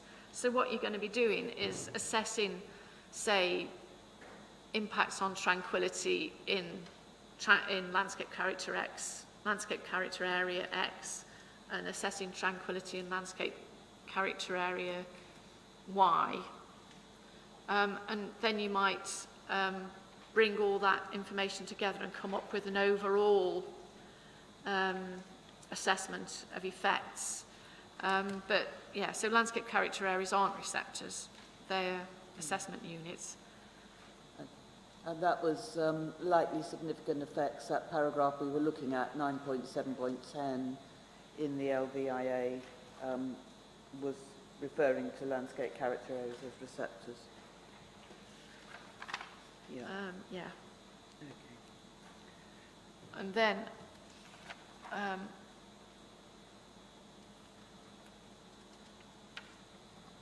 so in my proof, I mean, I've already talked about the magnitude of change. You don't want me to amplify all that, do you, about the criteria? And I've also talked about the problems the ES has got with the assessment of significance criteria. There is an issue of cumulative change, which you've talked on. You've mentioned things like incremental change. Is that the same thing as cumulative impact? No. I mean, I notice in the ES it talks a lot about incremental change as if it's a good thing, but incremental change, it's like death by 1,000 cuts. And I think a lot of developers, I'm not saying this one, but, you know, planning applications just go for these like smaller changes when they know full well that overall they're going to be after a bigger change over time. And change needs to be properly assessed, and the planning process is about achieving sustainable development, as I think the introduction to the MPPF says. So what we've got to be thinking about is this delivering sustainable development. And incremental change is as insidious as some, you know, quite strong sudden changes. Sorry, I forgot your question. Well, has cumulative effect been dealt with adequately here? No, and I know Mr. Ferber's criticised me, I think, for saying, well, you know, the JSP, the joint, you know, the JSP has been withdrawn. Yes, it's been withdrawn, but before it was withdrawn, it should have been dealt with in the ES. It might well have been in part, but anyway, but I know it's been withdrawn. But basically, the cumulative effects need to consider the impacts of what's called intra-effects and inter-effects. And basically, it's got to consider the impacts arising from the development itself, which relate to sort of the light pollution, the air pollution, the noise pollution associated with aircraft and cars. So it's got to be looking at the cumulative effects regarding the development itself, the development proposals, but also it's got to look at the cumulative effects of the airport proposals and the other development that's an existing or in the pipeline. So it's got to be considering traffic associated with new development, etc. It's got to be looking at light pollution, etc. And I don't think it does that. Sorry, can I just be clear? You're saying that we should be looking backwards at what has happened over a period of time? No. Up to the current point, and also looking forwards as to what might happen? Yes, yeah. If if what might happen is perhaps already within the planning system. And I was sort of thinking as well, obviously, I mean, in the future, with future developments, obviously Bristol Airport should figure in their cumulative impact assessments as well. Presumably you're talking about allocated land in planning policy documents at this point, rather than, Yeah. yeah, and proposals. Yeah. Okay, thanks. Well, I have one last question really, and that is that adverse impact on the AONB and setting wasn't a reason for refusal of this application, and just to ask really about what your opinion is on that. Well, I suppose from my preceding evidence, I suppose it's clear that the AONB and its setting should have figured in reasons for refusal, and policies CS5 and DM10 and 11 should have figured as reasons for refusal. Yeah.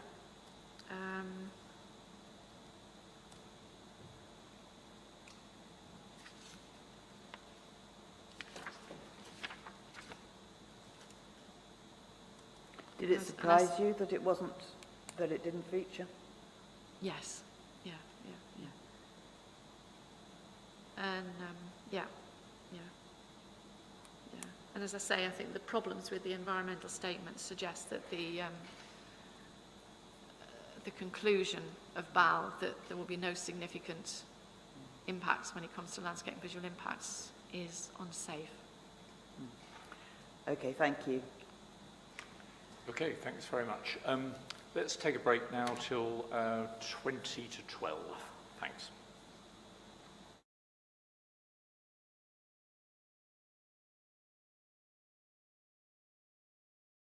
Communicado, I believe. No, she doesn't. Oh, doesn't she? Oh, It's oh, no. right. Oh, so I can go to the toilet then.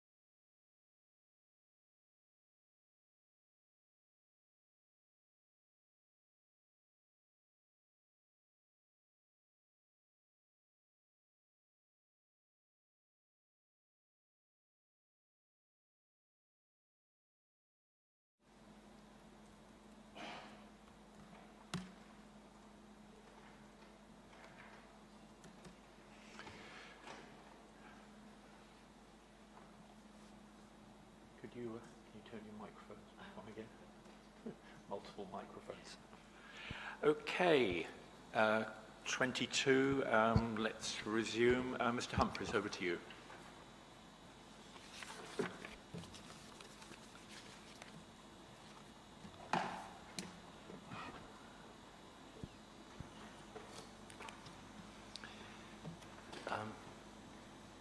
Ms. Tudor, it's still morning, so good morning. Thank you. Same.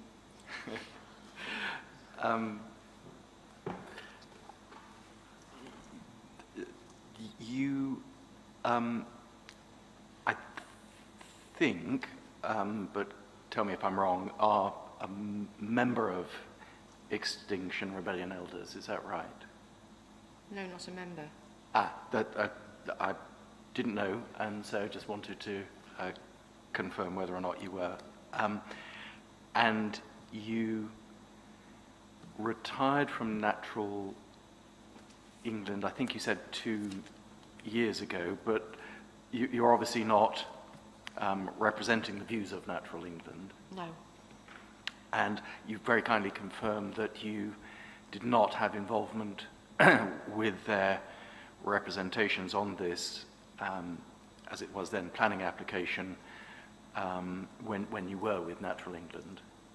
That's right. I had no involvement whatsoever. I mean, I was working on high speed too, actually. And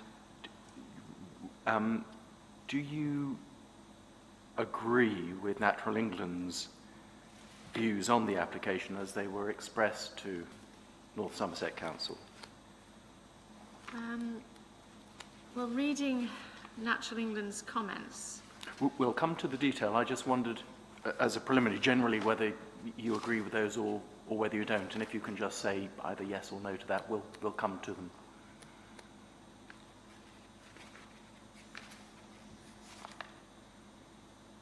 what am I saying yes or no to? The whole letter or paragraphs within the letter?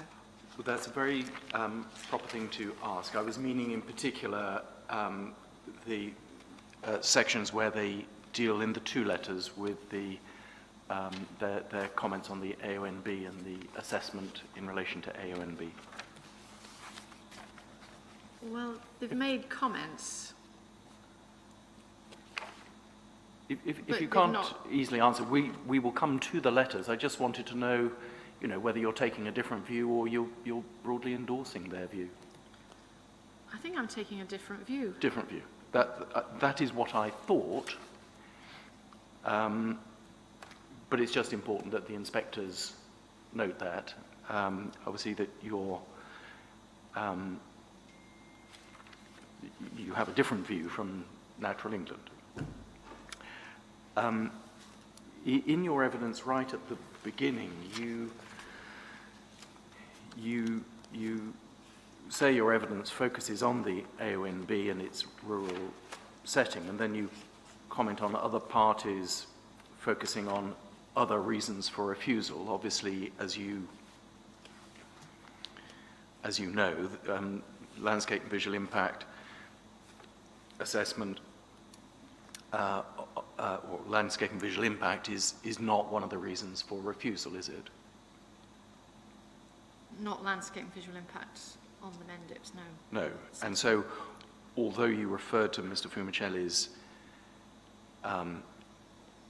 evidence, and indeed the council were previously advised by other noise consultants, that didn't cause them to refuse planning permission on this particular ground. If I read my paragraph out, I say my evidence specifically focuses on landscape impacts and visual impacts on the Mendip Hills, AONB and setting arising from proposals associated with the outline application. Others, most notably North Somerset, the Parish Council's Airport Association and Baines, are focusing on other reasons for refusal. Yes. So I think that's important. So I'm not covering those other reasons No. for refusal. My point was simply, when you say other reasons for refusal, this is not a reason for refusal. Oh, so yeah, it's more of a semantic thing you're talking about. It's just clarification that we are on common ground. Well, I suppose effectively, North Somerset did not refuse the application on landscape or No. AONB grounds. And yet we know it was a matter that was considered in detail in the officer's report. I'm not, no, I don't think it was, I don't think it was You don't think it dealt was- with in detail in the All right. officer's report. Put out the word detail. Obviously, it's a report and it has to summarise things, but it was considered in the officer's report, wasn't it? It depends what it means. The AOMB was, I think, the setting with respect, wasn't- Ms. Judah, we are going to take absolutely hours That if may you're do. not able to kind of Yeah, yeah. answer fairly But- straightforward way. It's a straightforward question Yeah. to which an answer can be given yes or no. Was So- it covered the in the officer's report? The AOMB was mentioned in the officer's report, All right. but the setting wasn't. Okay. And your position appears to be not only that the effect of the proposed development is significant, but I assume you say it is so significant that it outweighs any benefits and is or should be an additional reason for refusal. Yes, it should be an additional reason for refusal. Yes, I assumed that was the case, and on that, obviously, no other party calls landscape evidence, certainly from a landscape witness, to support that proposition. You are, in this respect, alone. Yes. You touched on the legal duty in respect of AONBs to have regard to the purposes for which they're designated, which is to do with preserving and enhancing natural beauty. We can agree, though, can't we, that there is no legal duty to refuse. The duty is simply to have regard to the issue, like to Yes. take it into account. Yeah. And again, we can see, but maybe you will once again disagree, that officers did have regard to the effects on the AONB. Yes. As far as policy is concerned, and I'll just focus for the moment on national policy, can we just see the way it is put in the NPPF? So we need CD 5.8.1.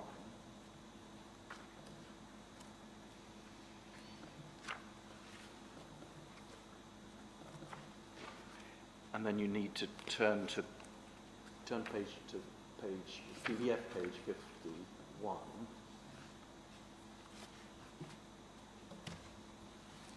So I'm not sure if you have PDF pages, but paragraph 177. Yeah. And there are two paragraphs I'll take you to, and we can just see what the guidance is. So 177 is when considering applications for development within national parks, Broads and areas of outstanding natural beauty, permission should be refused for major development other than in exceptional circumstances and where it can be demonstrated that the development is in the public interest. And again, I think it's common ground, isn't it, that this is not development within the AONB, and therefore you're not pointing the inspectors to this particular paragraph. No, I've not mentioned this paragraph No. 177, but obviously it's worth saying that in the previous MPF, 177 and 16 were sort of combined. So, yeah, this part, this 177, isn't relevant, but the ones that I would say are relevant are 174, 176, and 185. I'll come to 176. So great weight should be given to conserving and enhancing landscape and scenic beauty within areas including the AONB, which have the highest status of protection in relation to these issues.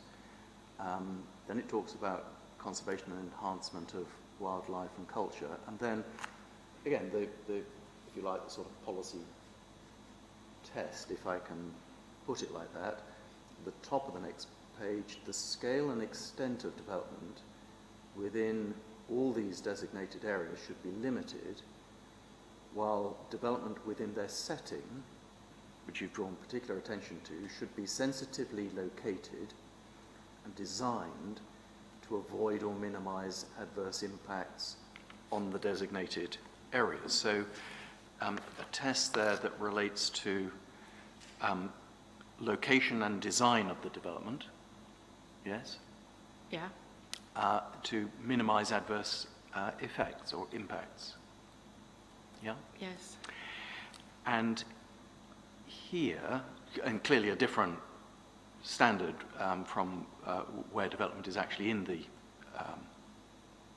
AONB. Here, we're not, as you explained in your evidence in chief, introducing a wholly new development in the setting of the AONB, and there's no question, therefore, of location being an issue. The airport is where it is. We can agree that? The airport is where it is, yes. And therefore, one of the things that the inspectors obviously must consider is whether the applicant has appropriately designed the development to minimize effects on the AONB. Yes, but having said that, the development comprises, it's basically an airport. So we're talking about increased number of flights and increased car spaces, etc. So, I mean, as you say, the airport is where it is. It's within an AONB. It's adjacent to the, it's within the green belt. It's adjacent to the AONB. And whilst you can design car parks, etc., depending on the location, to minimise adverse impacts, you can't really design, well, you might be able to design flight routes to minimise effects, but there's a limit to how you can design yourself out of a problem. Yes, it comes, doesn't it? You made some comments about what a direct effect. So let's look at that for a moment, just slightly. Let's take this while it's relevant. Let's look at Livia, or Gert Livia, I suppose I should say. And I think that's CD 22.4.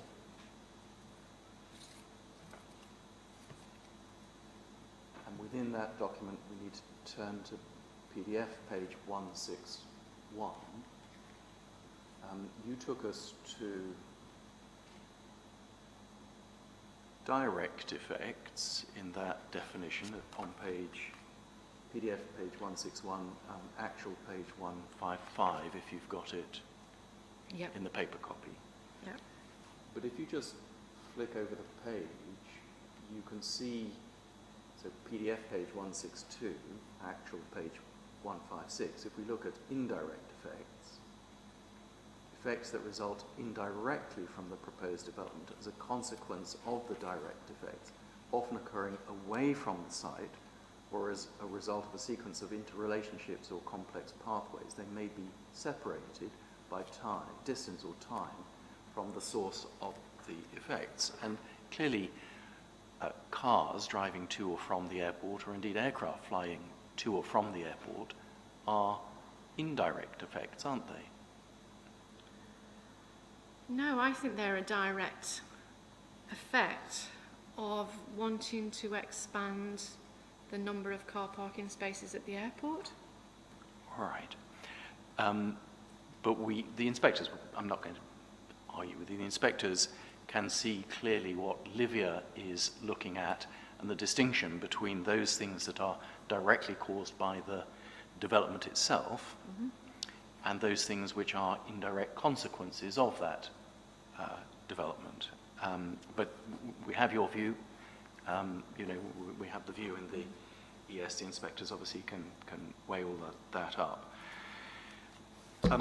Let's look then at Natural England and the Natural England letters.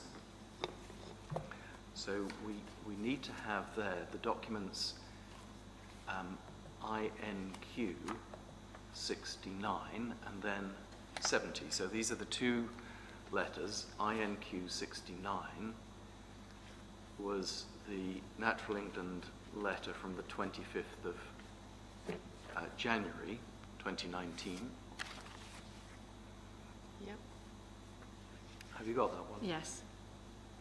And if you turn in there to PDF page 3, you will see the heading Mendip Hills AONB further information required, and towards the bottom of that page and the top of the next page is the passage I particularly want to take you to. Do you have it? Yep. It starts Natural England. Natural England acknowledges that views of the airport from the AONB are distant and limited to northern open areas.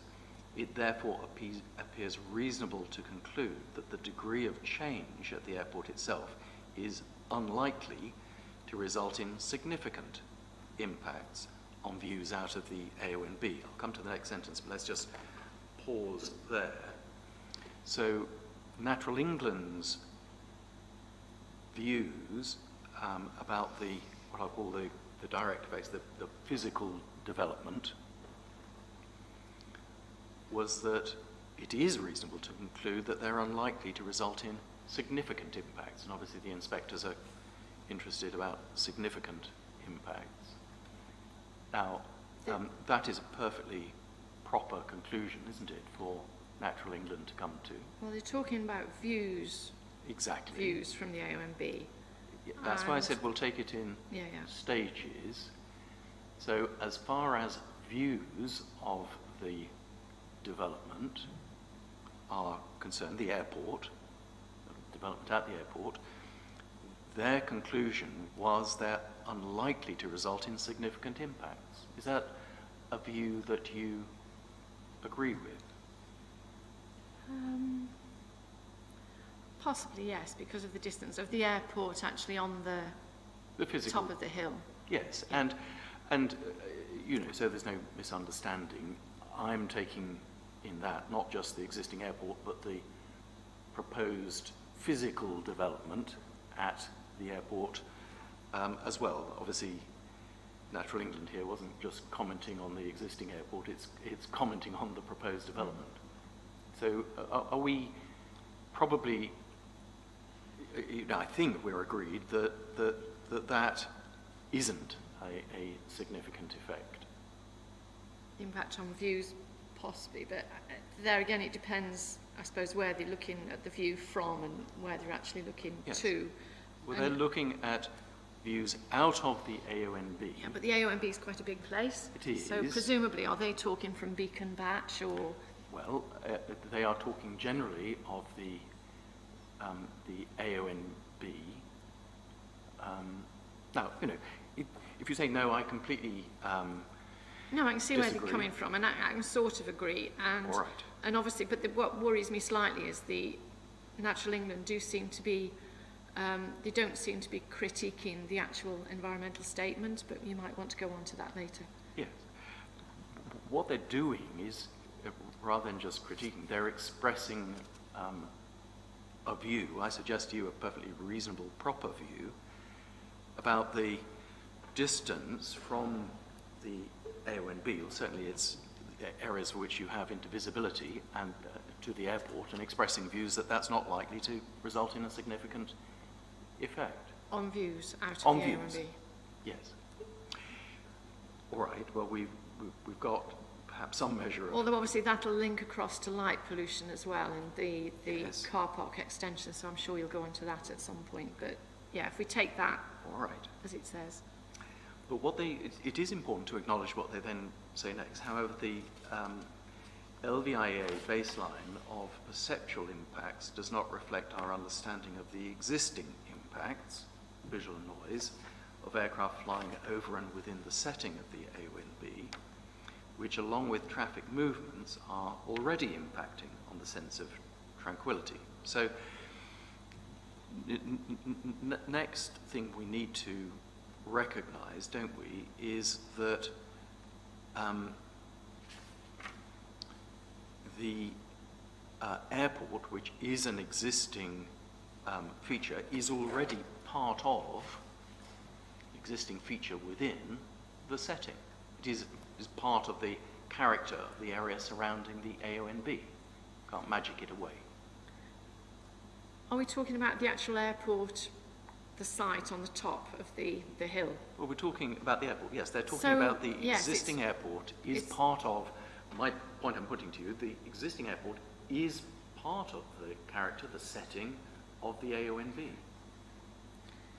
It's within the setting of the AONB, yes. Yes, it's part of the character. Well, it's You can within see the it in all it's the within the LCAs. character area of G1, isn't it? I think that's the character area G1. So it's within that character area. But I would say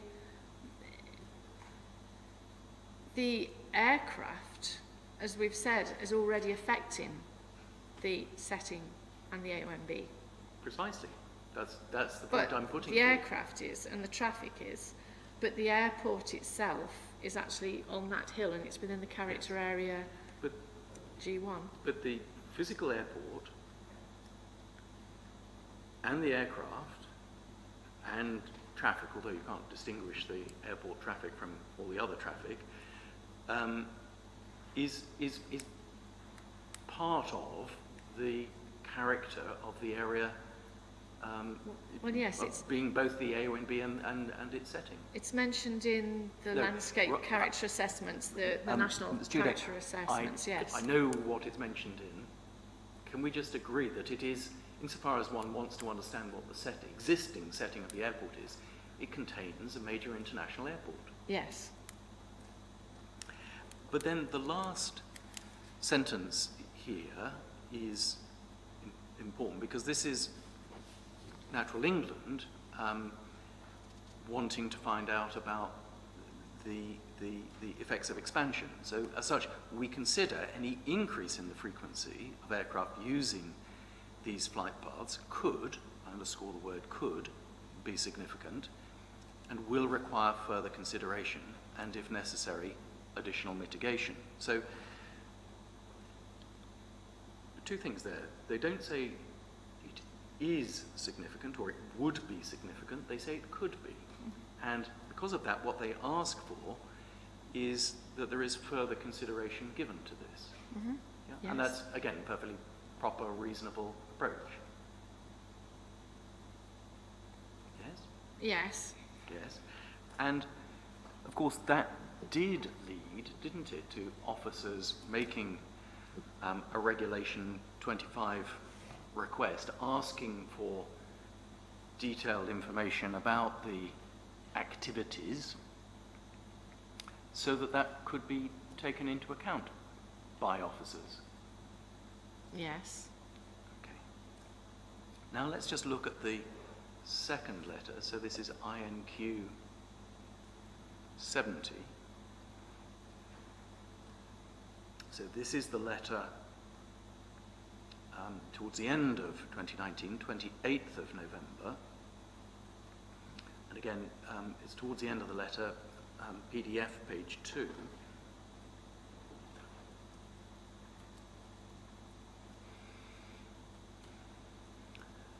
So there's a heading, Mendip Hills AONB.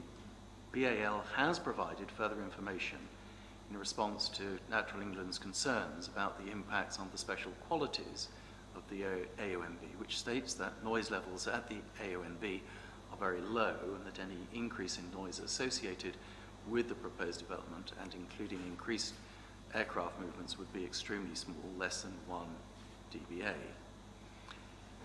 And then this, while the noise in itself may be unlikely to be a significant issue in relation to the AONB, so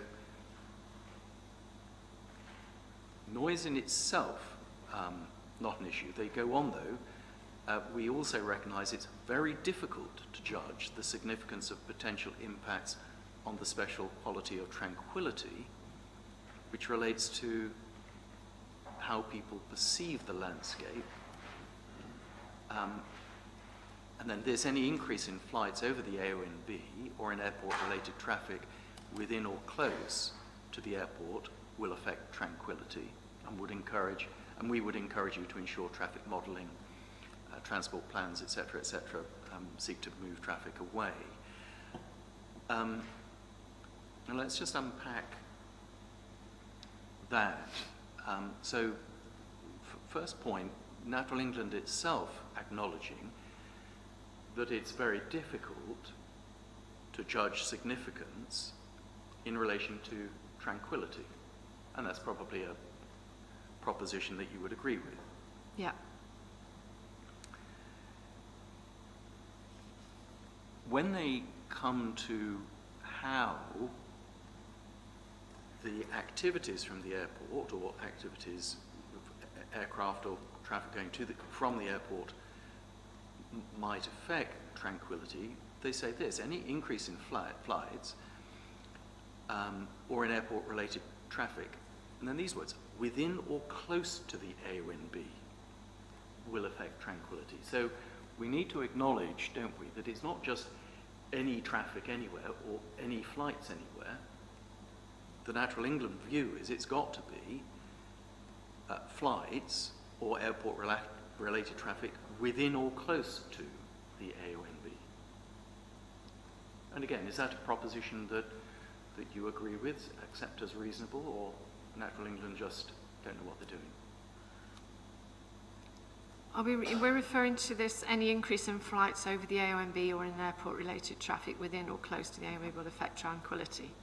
Yes. Yes, I'd agree with that. So any increase in flights, over or adjacent to the AONB will affect tranquility. Yes. Now, what the inspectors need to, in that sense, understand is what are the effects within or close to the AONB. What, of course, Natural England do not suggest here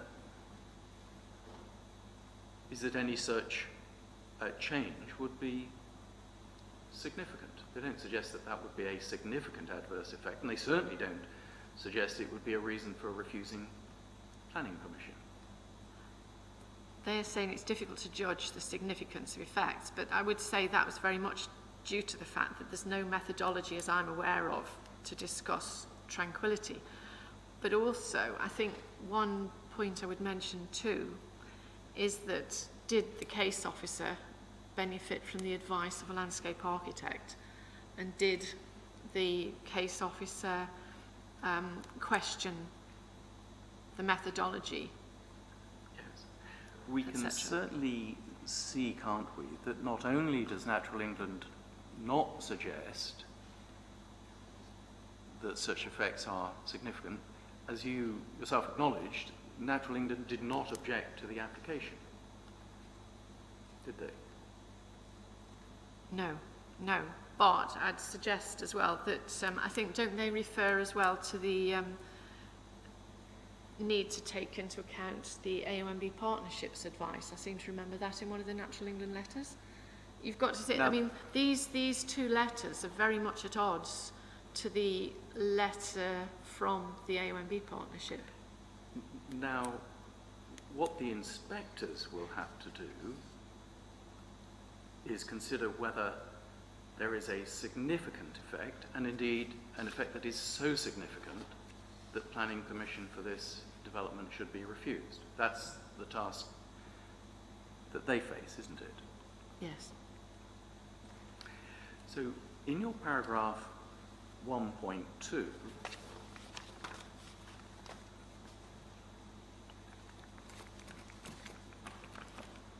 you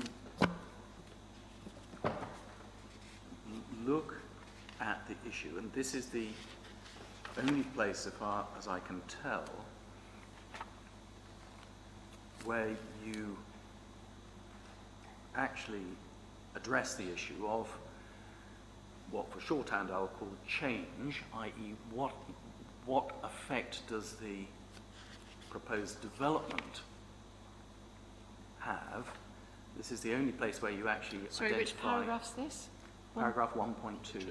If I said 2.1, which I hope I didn't, I apologise, but I meant 1.2.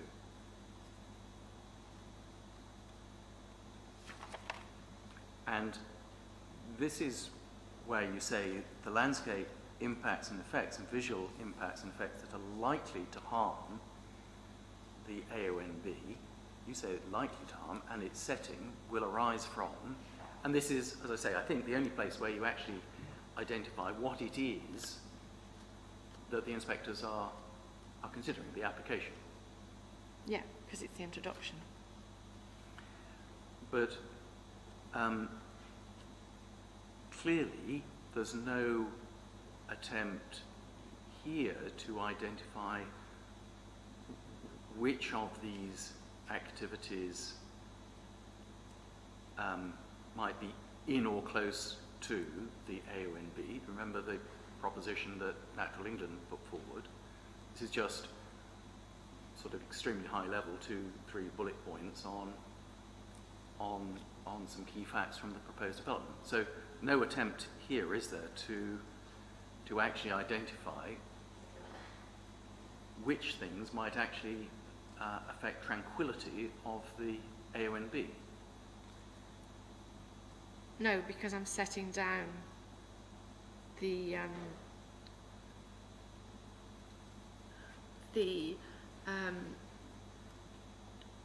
things, in effect, that are going to likely to affect the AONB and its setting, say like aircraft noise, visual impact, but later on I go on to say how these relate to tranquility.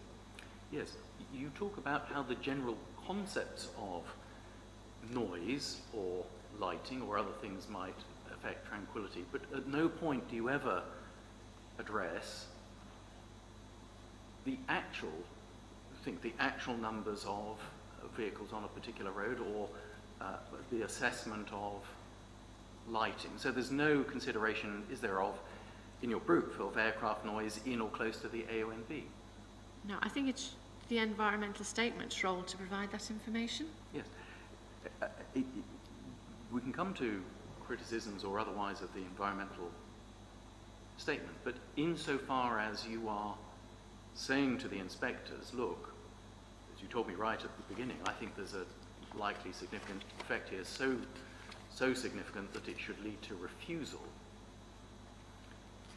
You don't, for example, consider anywhere aircraft noise in or close to the AONB, what it will be.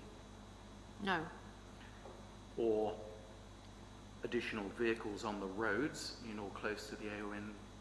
You say there will be vehicles on roads, they'll be indistinguishable from all the other vehicles, but you don't tell us how many additional, why these particular ones affect the AONB when others don't? Because I couldn't find any information in the environmental statement about those numbers. Right. But I think, again, I'm raising issues, especially around the fact that the setting is not dealt with Yes. properly in the ES, and also that the methodology Yes. is flawed. Ms. Tudor, So I'm I know you focusing do, on those and we things. don't agree with you Okay. on that. I mean, we think it is properly dealt with. What I'm at this point just interested in is the basis for your conclusions. You in that paragraph 1.2, you point also to air pollution, air quality, of course. You don't address air quality, and it's not clear to me why air quality would be an effect on tranquility. Well, I suppose at that point at 1.2, I haven't really focused down on tranquility, but effectively, I think they all come together to affect the quality of experience you get in the AONB and its setting. You point there to light pollution, but did you consider the 2-volume lighting report that was with the application? Well, I'm saying that, yes, that these effects are likely to harm the AONB, and obviously your various studies. Did you consider the lighting report? Yes, I've got it here. Yes, and that has a number of recommendations, and again, any views, any lighting of the car parks, for example, there are a number of recommendations on how that should be minimised, that would be controlled, but 2, any views from the AONB would be against the backdrop of the existing airport, including its runway and the terminal buildings. I can see that you can make that argument, but say when you go to the top of the Mendips, the lights, existing lights on the airport are very, very noticeable, and the sky glow is, they're both in a way, they're sort of related, both of them, but they're very different. And if you stand at the top of, say, Ellick Lane and look across, the lights are just amazingly bright. And I think the additional lighting on the car parks, on the proposed car parks, will be an addition. And I notice, I think that the columns are going to be about 6 foot high, and I do notice that they're going to be full cut-off lights. 6 metres. But is it 6 metres? What did I say? 6 feet? Yeah, thank you very much. So that's high. I think we all understood. Yeah. So you know, they are high, and they do need to be taken into account. But and isn't the proposal that those are treated in a particular way so that the light is shielded, the light is down, and the light in any event would be seen against the backdrop of the existing airport? it depends on how high you are when you're observing the airport. When, say, for example, you're at the top of Ellick Road, you're at about 230 metres above ordnance datum. So, in a way, you are looking down and across at the airport. And obviously from that various points along the road as well, you're looking across and down, because I think the airport's at about 180, 190 AOD. So, you know, and obviously Beacon Batch is much higher. So, yeah, and of course the lights, the closer you are, will be brighter. So, now, but I see you've got some, you know, expert advice. All of the data on these issues was available, wasn't it, in the ES and the Regulation 25 information that arose following Natural England's letter. All of this was supplied, and officers were content with it. Had they not been, they'd have asked for more information. Yeah, but it's how then that information's used to inform significance that's important. Yeah, because I can see you've got the evidence on the lighting, on the noise, etc. But it's how then you use that information to inform significance that's important, Yes, especially when it comes to LVIA. But take the example of lighting. Twice in your evidence in chief, according to my note, when you were referring to lighting, you said that it could have an effect, but of course you haven't carried out any sort of assessment or looked at matters to decide whether it would have an effect. No, because I've focused on other things. And completely understand. And where therefore in, for example, your paragraph 2.8, sorry, maybe 3.6 is better.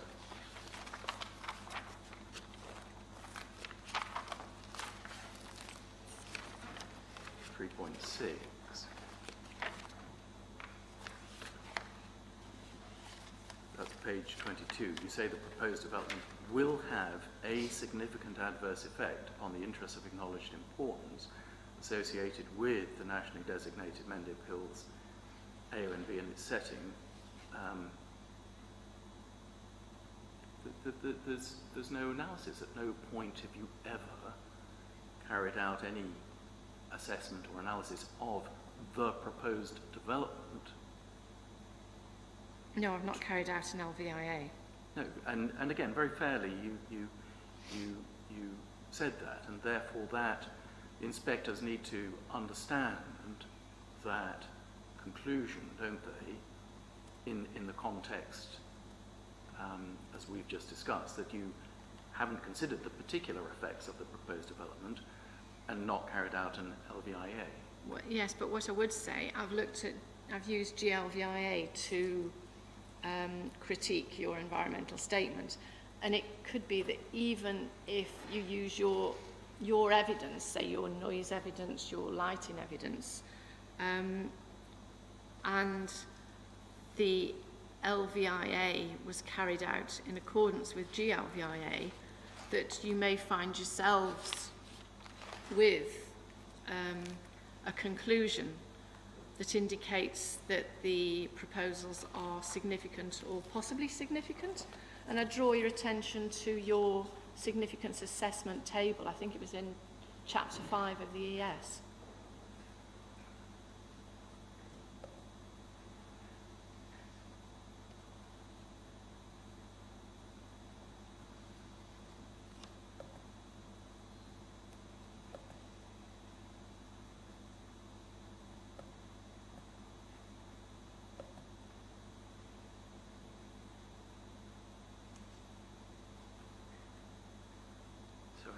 Where are you taking us? Is this?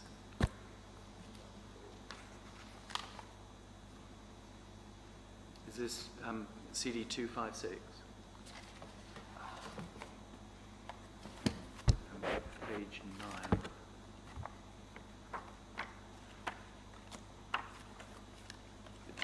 CD 2.5.6, page 9. You took 0.07. CD 2.05.07. Oh, no, sorry. Yes, you're right. I think it is the next.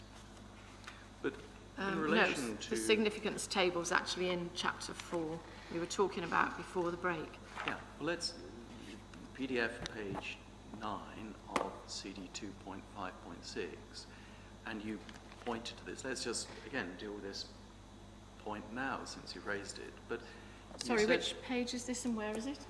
It's CD 2.5.6. I thought this was... But what's the title of the document? It's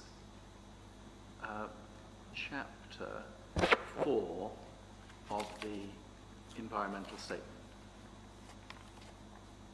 It's the document that you took us to in your evidence. Oh, yeah, with the sheet. significance table. Because you've just mentioned Yeah. significance, but it would be, and you said there was obviously an error because this table was not the same as the one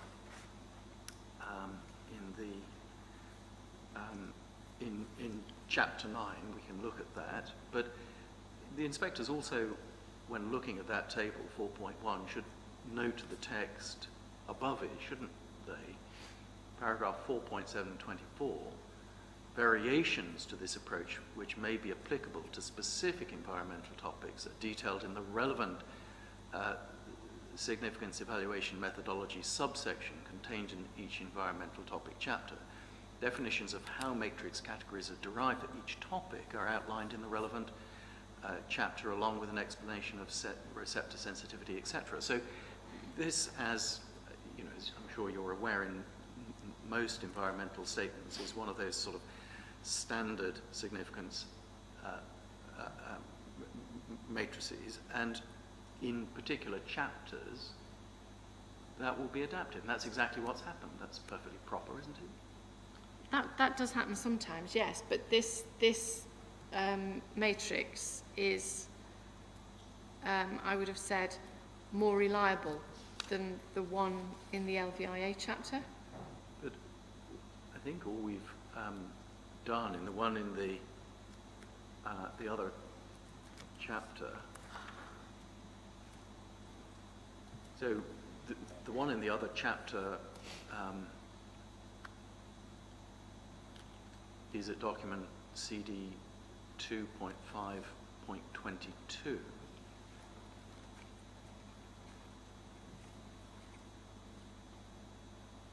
and it's PDF page 12, I think all we've done is take out the very high line. I think the rest of it's the same, isn't it?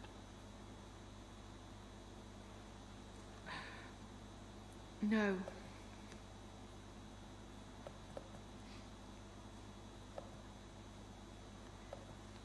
It gives you more scope for sort of detail.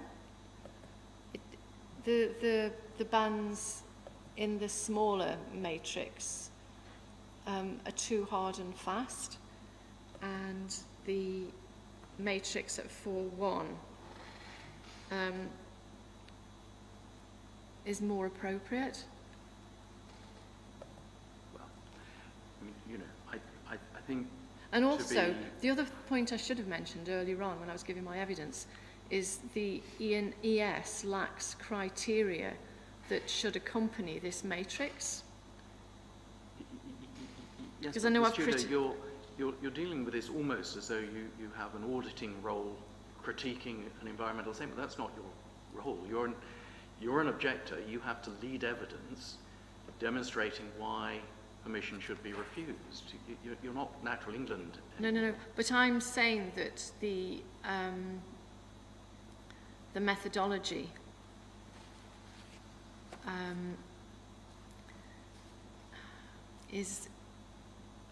does not follow GRVIA. And, you know, BAL and North Somerset Council and its consultants all disagree with you. So you know, there's a difference of view. But it's interesting, but in one of your documents, it does indicate that North Somerset didn't comment on the methodology.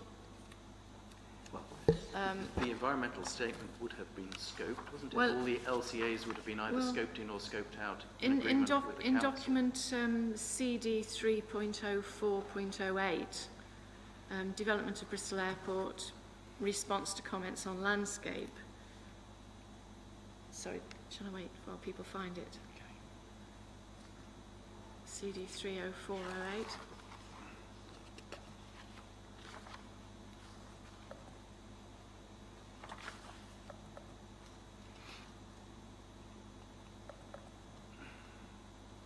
Which page do you want to go to in there?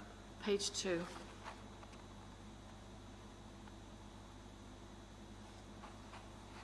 And page 4. I've got one, haven't I? Hang on.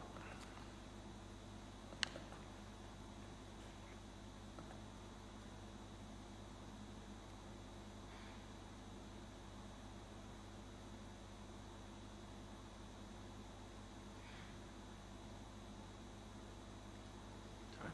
What are you particularly drawing our attention to?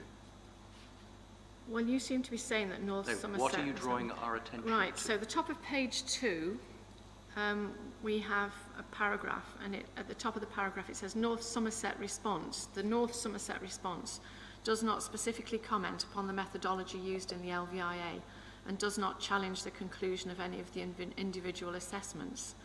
And then on page 4, there's a similar comment where it says the response does not question the conclusion of these assessments or requests any additional supporting information. And I think, I mean, especially, I think North Somerset, if it had had perhaps the expertise, I'm not sure whether it does or whether it doesn't, it should have specifically commented on the methodology used in the LVIA, and it should have challenged the conclusions of some or however many of the individual assessments. Well, and we can see there that North Somerset didn't think it appropriate to comment or challenge. You think they should have. That's the difference between us. Let's try and keep moving. In section 2 of your evidence, you deal with national character areas and local character areas, and I'm going to try to avoid, for the purposes of cross-examination, going through lots and lots of character areas in detail. But what we can see from the various different character areas is that, taking as an example National Character Area 118, which is the Bristol, Aim Valley and Ridges character area, it makes it very clear, doesn't it, that this is, if I put it like this, not a particularly tranquil area. It talks about the motorways, the A roads, the airports, the large settlements, and everything within that character area, which We're talking about the whole NCA, which is a big NCA 118. yes, It even includes as far as Yate, so it's a big character area. But the important thing is, it says, tranquility has declined fairly significantly in the past 50 years, with undisturbed areas falling from 53%, blah, de blah. And then it says, disturbance is most significant around Bristol and around the arterial roads, with the only real undisturbed areas remaining in the Yeo and Chew valleys in the south.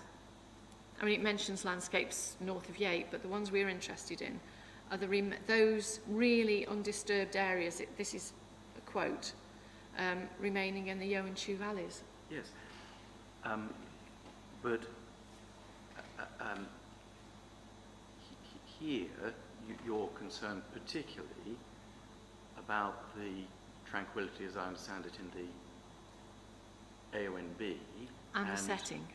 Well, and the setting, but it's surely the tranquility, as the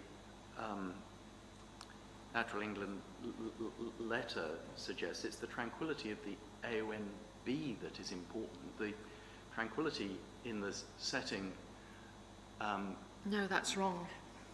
I see. So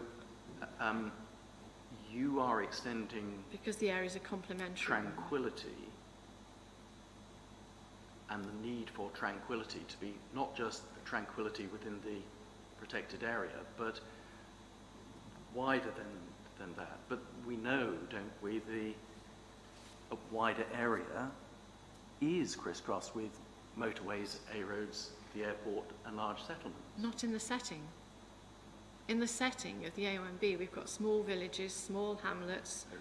rural lanes. The biggest road near to the airport and the setting of the AONB is probably the A38.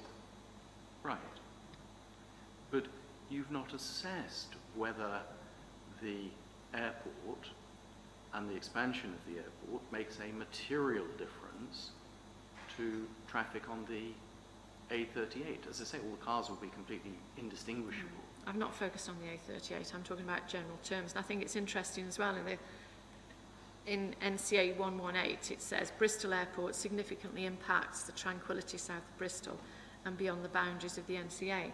And the point is, if tranquility is impacted within the setting, then that also affects then tranquility within the AONB, because noise travels. What aspect, yes, but what aspect of tranquility are you talking about? It's not visual, is it?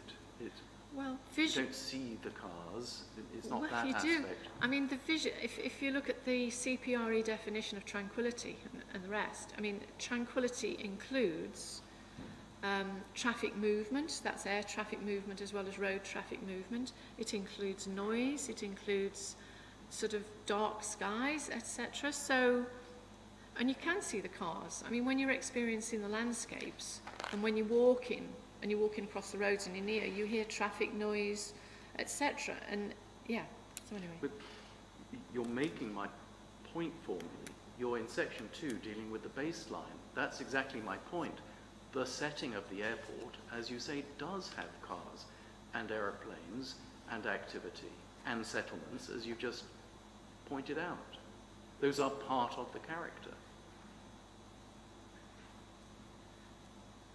The aeroplanes are sort of a threat. They're actually there, yes, and the cars are there, yes, but the proposal will mean more aeroplanes are more cars, because you state that 2 million extra passengers and a significant number of extra planes.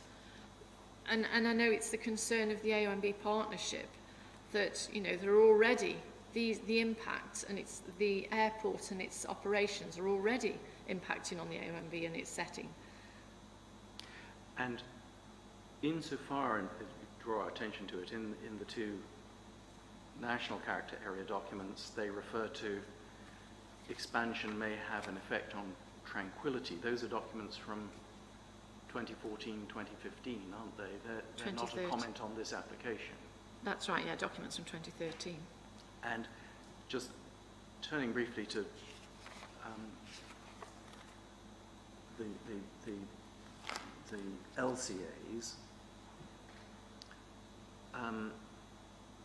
obviously there was a detailed exercise that was gone through, wasn't it? Within which various of those were either scoped in or scoped out, and Appendix 9E of the environmental statement explains in detail why certain ones were scoped in and certain ones were scoped out, and that was, my understanding, agreed with, or at least the council didn't disagree with it, if I can put it like that. I can see, yes, I've seen 9E, but as I've said in my evidence, there are two very significant ones that should not have been scoped out. That's... Is this the ones where you say that we have suggested that they were in setting but not in the AONB? I think they were other errors, but these LCA J2, the River Yeo Rolling Valley farmland, should have been included, because that's very much in the setting of the AONB. And also LCA 3, Upper Chew and Yeo Valleys, should have been included, because that's in the AONB.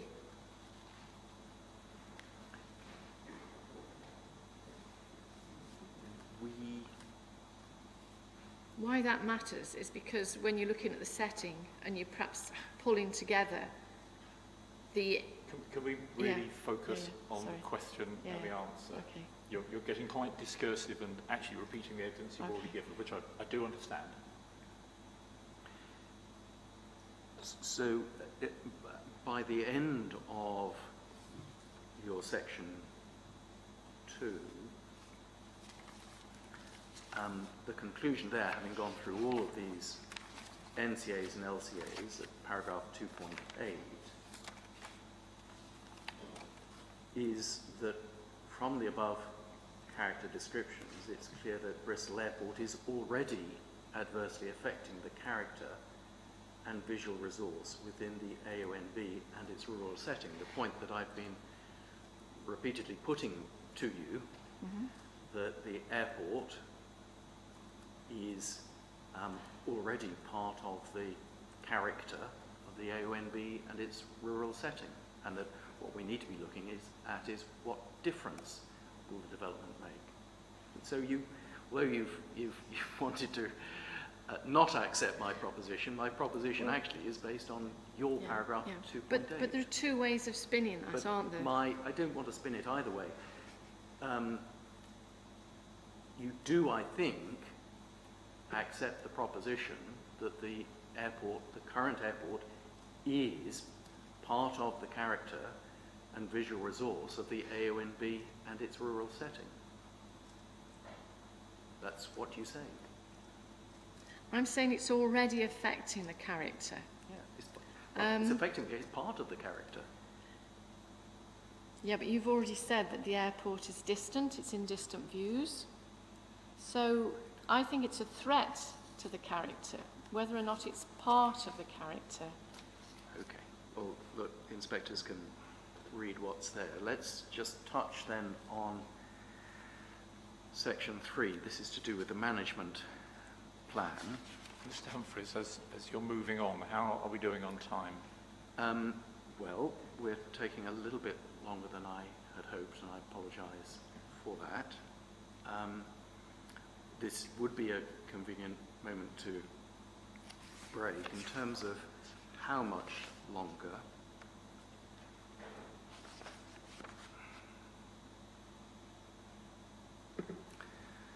I think so. If you wanted to sit for another, say, 15, maybe 20 minutes, I think I might be able to get through in that time. Let's do that then. We'll see where we get to at 1 o'clock, and obviously I'm conscious there may be some re-examination. Yeah. Yes. Let's just go on to the AONB management plan. That's your section 3. And the management plan itself is CD 5.32.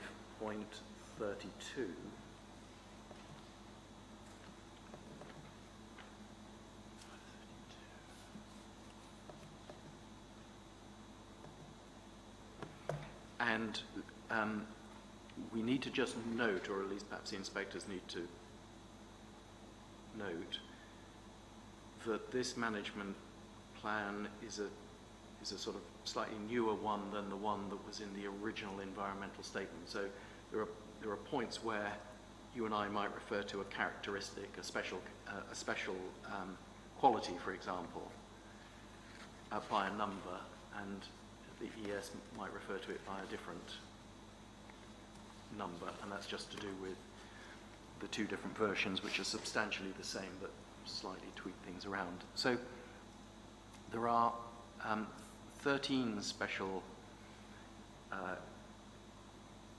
qualities, I think, which we can find in this document on page 10. 10. And in your proof, you have, for example, in your proof at paragraph 2.2, you've listed out a number of... Sorry, 3.2 is it?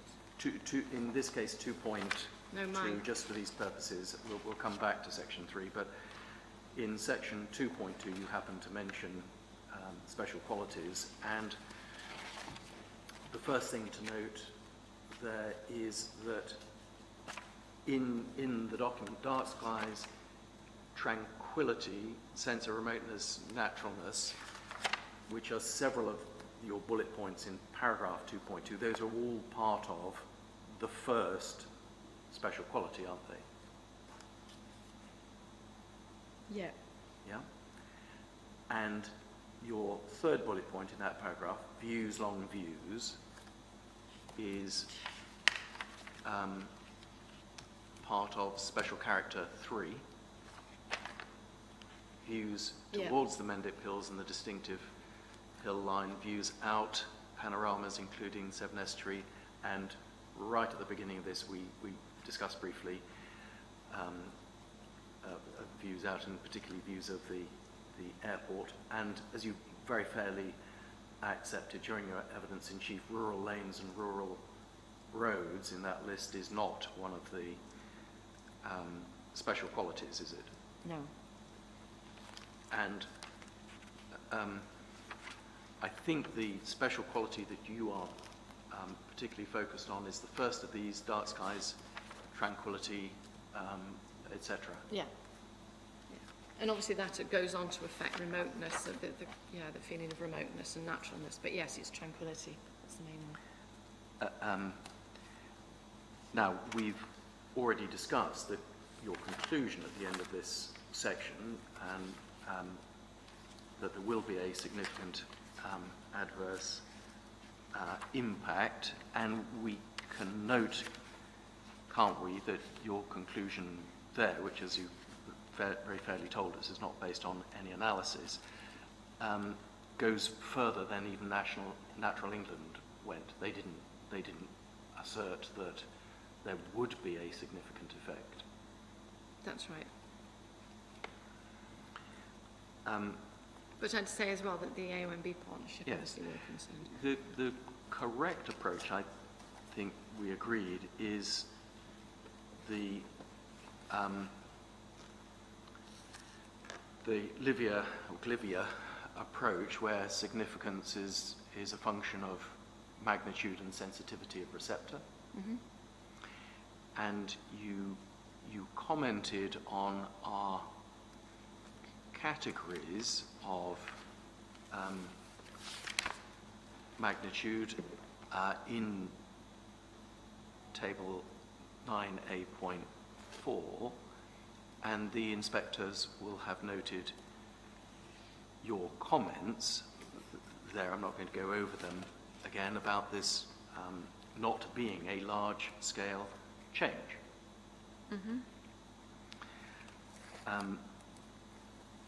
Now, if we then move on to your section 6, which is 4 briefly dealt with legislation and related guidance, and 5 I'll briefly come back to planning policy, but 6 is your criticisms of the environmental statement. You made a series of criticisms in your evidence of the environmental statement, and in his rebuttal evidence,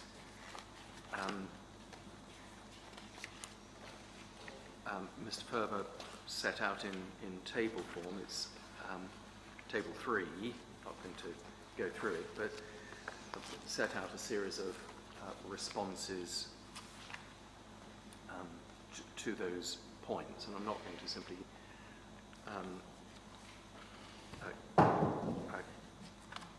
go through those. But the essential difference here is that those that carried out the ES assessment have very clearly said that they have followed the Glivia approach. They've looked at the things, and you disagree with them. Yep. And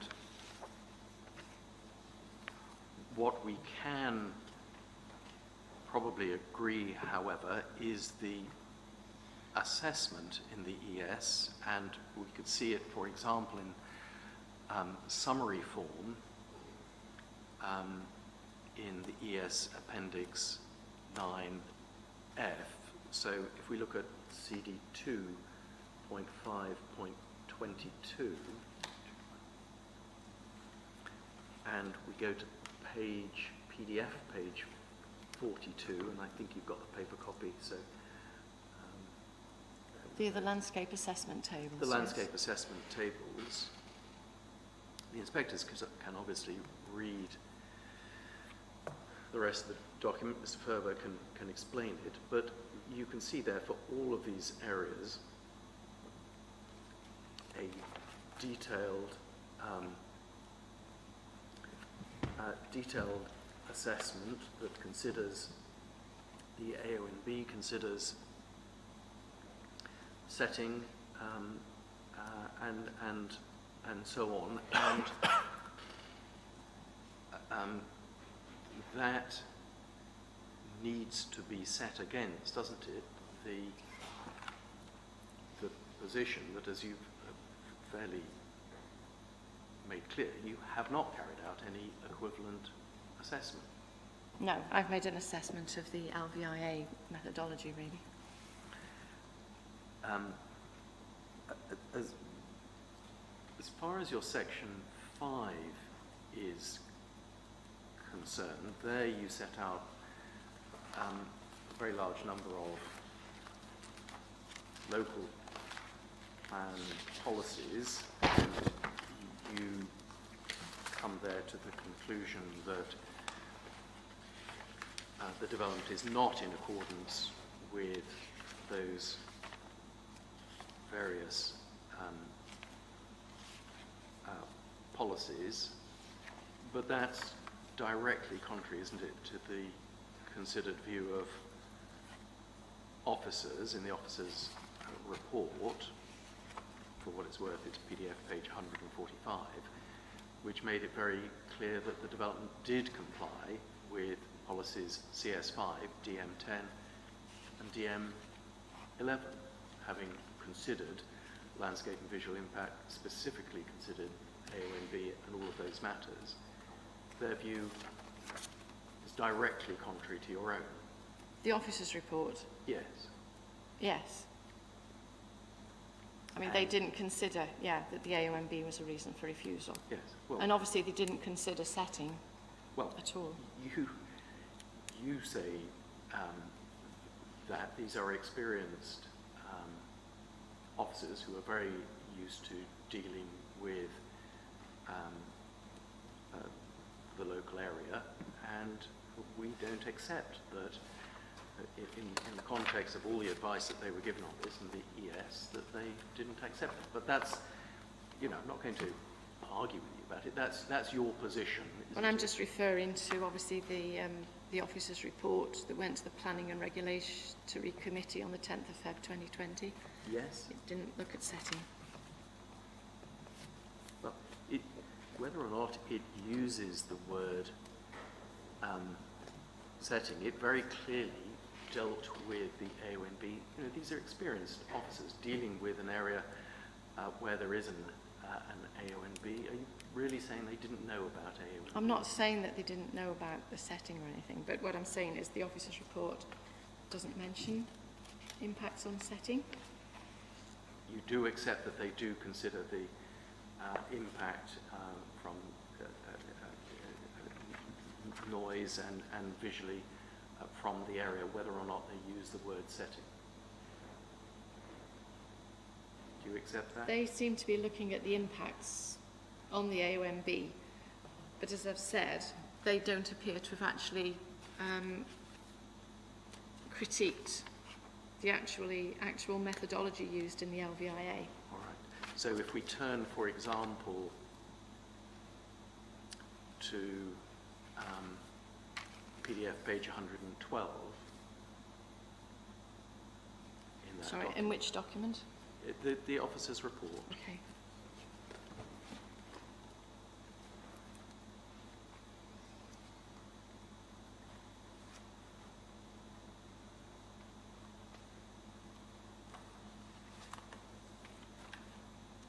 And you look at issue 13, landscape and visual impacts. And if we look at the very first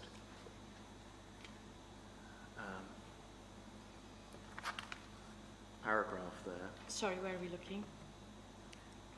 page 112. Yeah. And which paragraph? The very first paragraph on the page. Yeah, they do mention the policy CXS5, and they mention DM11,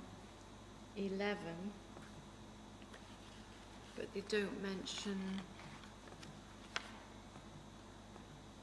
DM10. Oh, they do mention DM10, I think. Yes, further down. Do they? Yeah, 10 and 11. They mention 10 and 11. For example, on page 113, the next page, in the middle there, the airport, because of its built-up appearance, etc., etc., etc. In that context, it's noteworthy that CPRE's Tranquility mapping from 2007, when considered Bristol Airport and its setting to have low levels of tranquility. I mean, I don't really recognise this point. We can go to the next page, page 114, first paragraph. That's a sort of partial paragraph. The third line, the elevated parts of the AONB, however, the airport lighting is one of several light clusters seen in the wider setting. I mean, in what possible way have officers not been aware of and not considered setting? I don't think they have. I don't think they've considered the impacts of the airport on the setting. All right. Ms. Judah, thank you very much. Right, thanks. Thank you, Mr. Humphreys. Is there any re-examination? Any idea how long? Oh, that long? Yeah, okay, fine.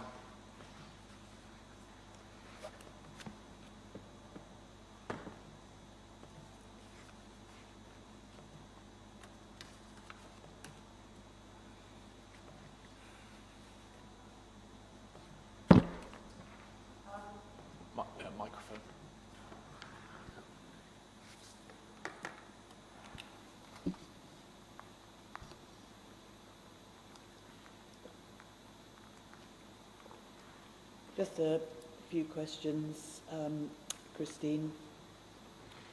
So we talked about the NPPF, paragraph 176, that it has a test on design to minimise impact, and that new development within the setting should be sensitively located. In your opinion, has the airport application done this?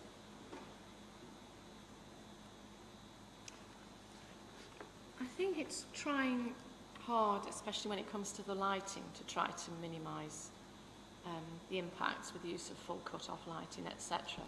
But it needs to be understood as to how much mitigation will help to minimise effects. And so with the lighting, you're talking about the proposals for extension to the car parking. Is that sensitively located within the airport site? No, I would say that it isn't, because it's on the south side of the airport, which is within the green belt and also within the setting of the AOMB.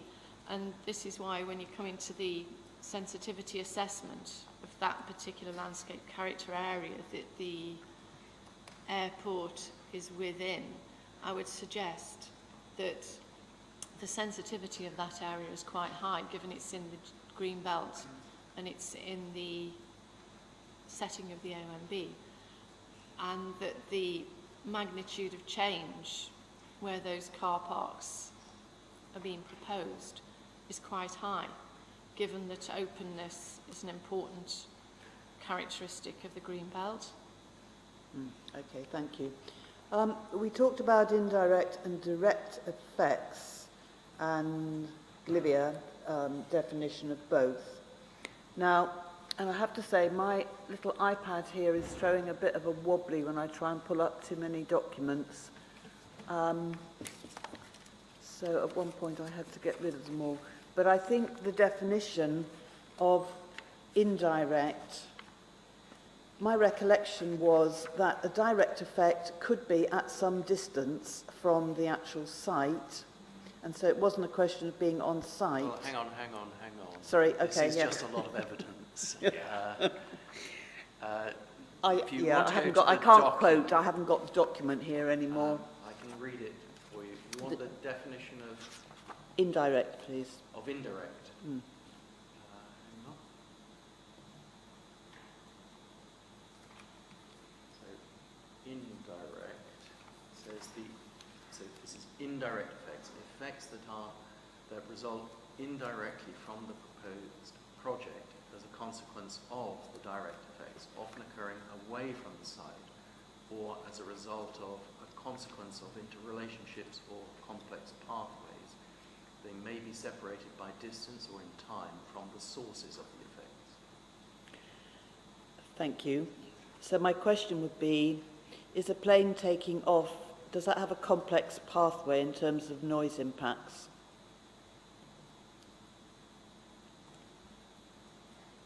Well, yes, but I'd argue that the aeroplanes do have a direct effect on the landscape and the visual resource. And I think looking at Mr. Fumicelli's evidence, he talks about direct effects as well. Okay, thanks.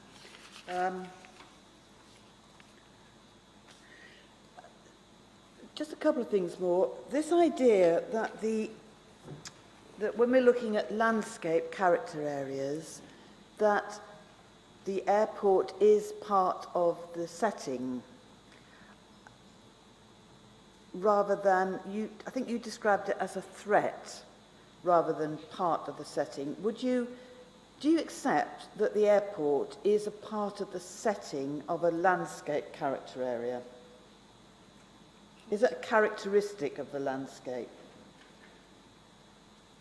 The airport is on the northern edge of the setting of the AOMB, and so I would say it's a characteristic of the landscape character area in that. I mean, it's a presence within the wider setting, because obviously people see the aeroplanes coming in and taking off.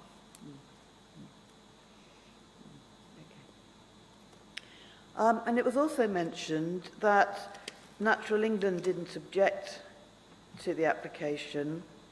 In your experience, how often does Natural England actually object? Sorry, let me phrase that slightly better. Is it fairly normal for Natural England to actually object to any application?